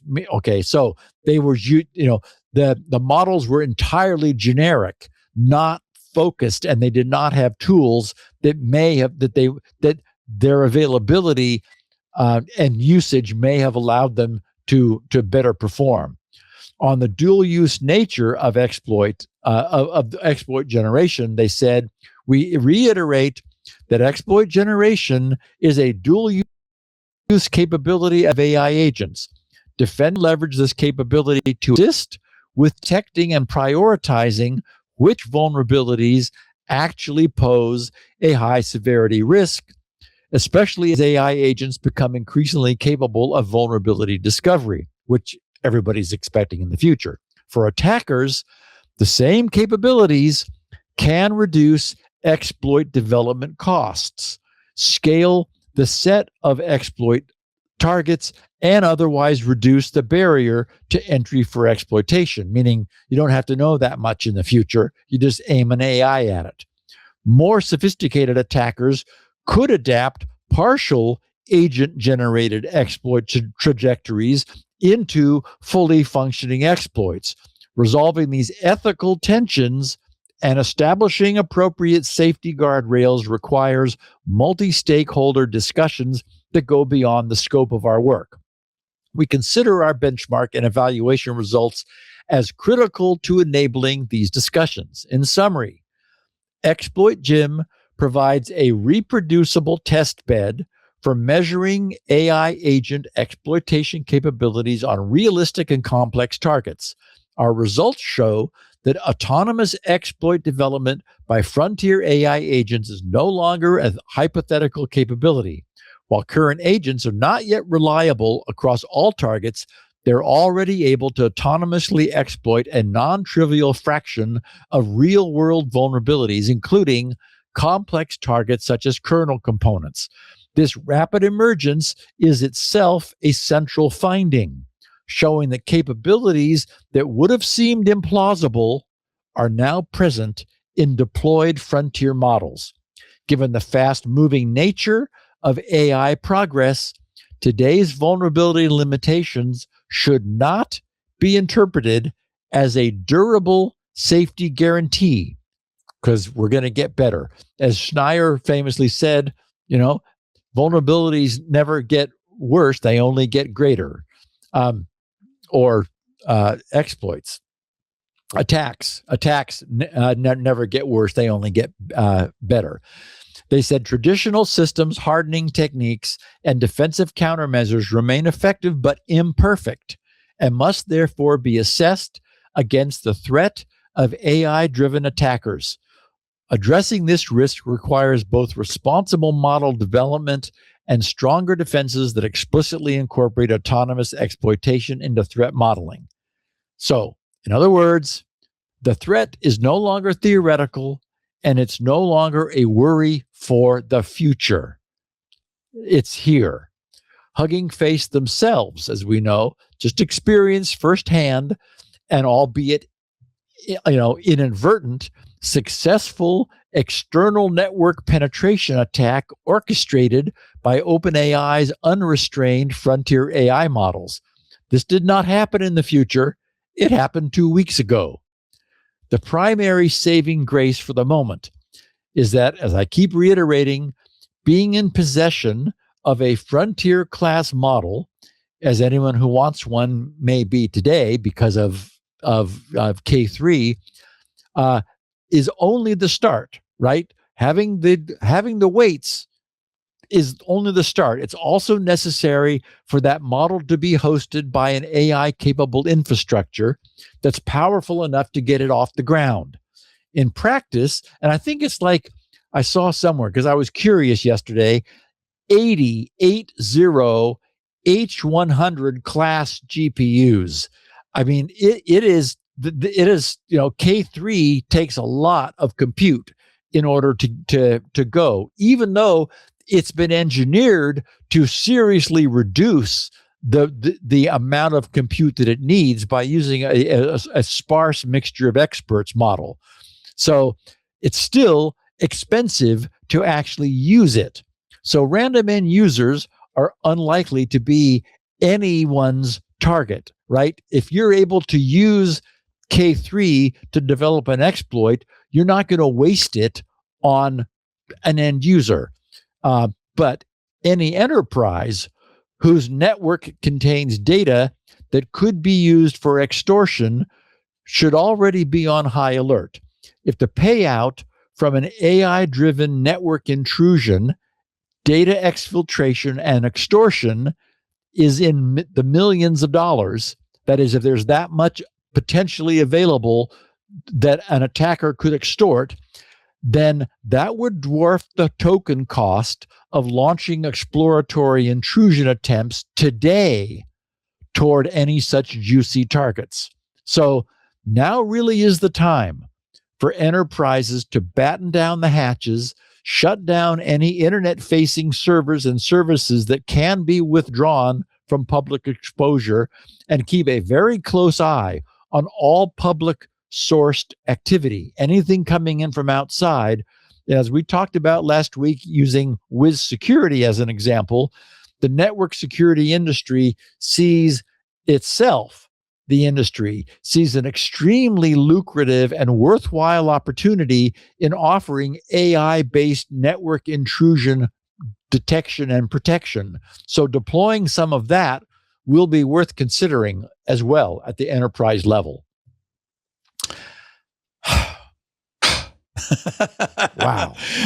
3 hours to the dot, a long show, but well worth it because there was so much to talk about. I mean, yeah, this was a big deal. Yeah. The world shook. The world shook. It reminds me, I got to email Daniel Suarez. He said he'd like to do it. He was on vacation when I talked to him last. We got to get him on to talk about all of this because he predicted it long ago. My agent's talking to me. I'll just ignore her for now. I'm sorry for the noise. Sorry for the crosstalk. They're a little chatty, these agents. We do Security Now every Tuesday, right after Mac Break Weekly. We were a little late today because we were busy with some technical issues on the Mac Break Weekly side, but usually it's 1:30 Pacific, 4:30 Eastern. That's 20:30 UTC. You can watch us in the Club Twit Discord if you're a club member. Otherwise, there are streams on YouTube, live streams, yes, on YouTube, kickx.com, Facebook, LinkedIn, and twitch.tv. After the fact on-demand versions of the show available at twit.tv/SN. We have 128 kilobit audio and video, or on Steve's site, grc.com. He has 16 kilobit audio, 64 kilobit audio. He also has the show notes. Those are always nice to have to read along. Plus, there's images and links and all that stuff. They're very complete. He writes a novel every single week. It's an amazing guy. Well, you used to do this as a column, really. This is kind of like your old column that you used to write, basically. Yeah, right? it's a lot longer than my old column. Is it? I got my column down to a morning. Yeah, no, this is several days' work. Thank Lori. We appreciate your generosity with your time and her generosity with your time. You can go to grc.com also to get SpinRite, the world's best mass storage maintenance, performance enhancing, and recovery utility. You must have it if you have mass storage. It's really, it's interesting how over the years it has maintained its utility. Is no less useful today in the time of SSD than it was. But yeah. And then the DNS Benchmark Pro, which is his newest, $9.99, a great way to make sure you're using the fastest DNS server available to you. It's very rarely the default one that the ISP provides. There are much better choices in almost every jurisdiction. So check that out at grc.com. While you're there, you can sign up for the newsletter. You can get it emailed to you every week. There's also a less used mailing list for new products from Steve. And when you're doing that, you can also get your email approved so you can take pictures of stupid things you see and send it to Steve for his picture of the week. I got another. I hope that wasn't your plumbing job. I got a really great one. Another gate that I've got to share. So love the gates one. Those are great. So that is at grc.com/email. So go there, submit your email address, and if you want those newsletters, you have to check the box. They're off by default.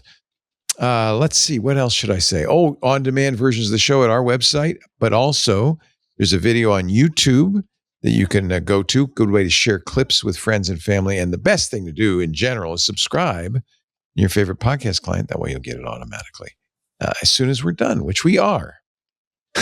Next week, Steve and I adjourn or convene and adjourn. Well, first we'll convene, then we'll adjourn in Las Vegas at the Threat Locker booth at DEF CON. Stop by around 1 p.m.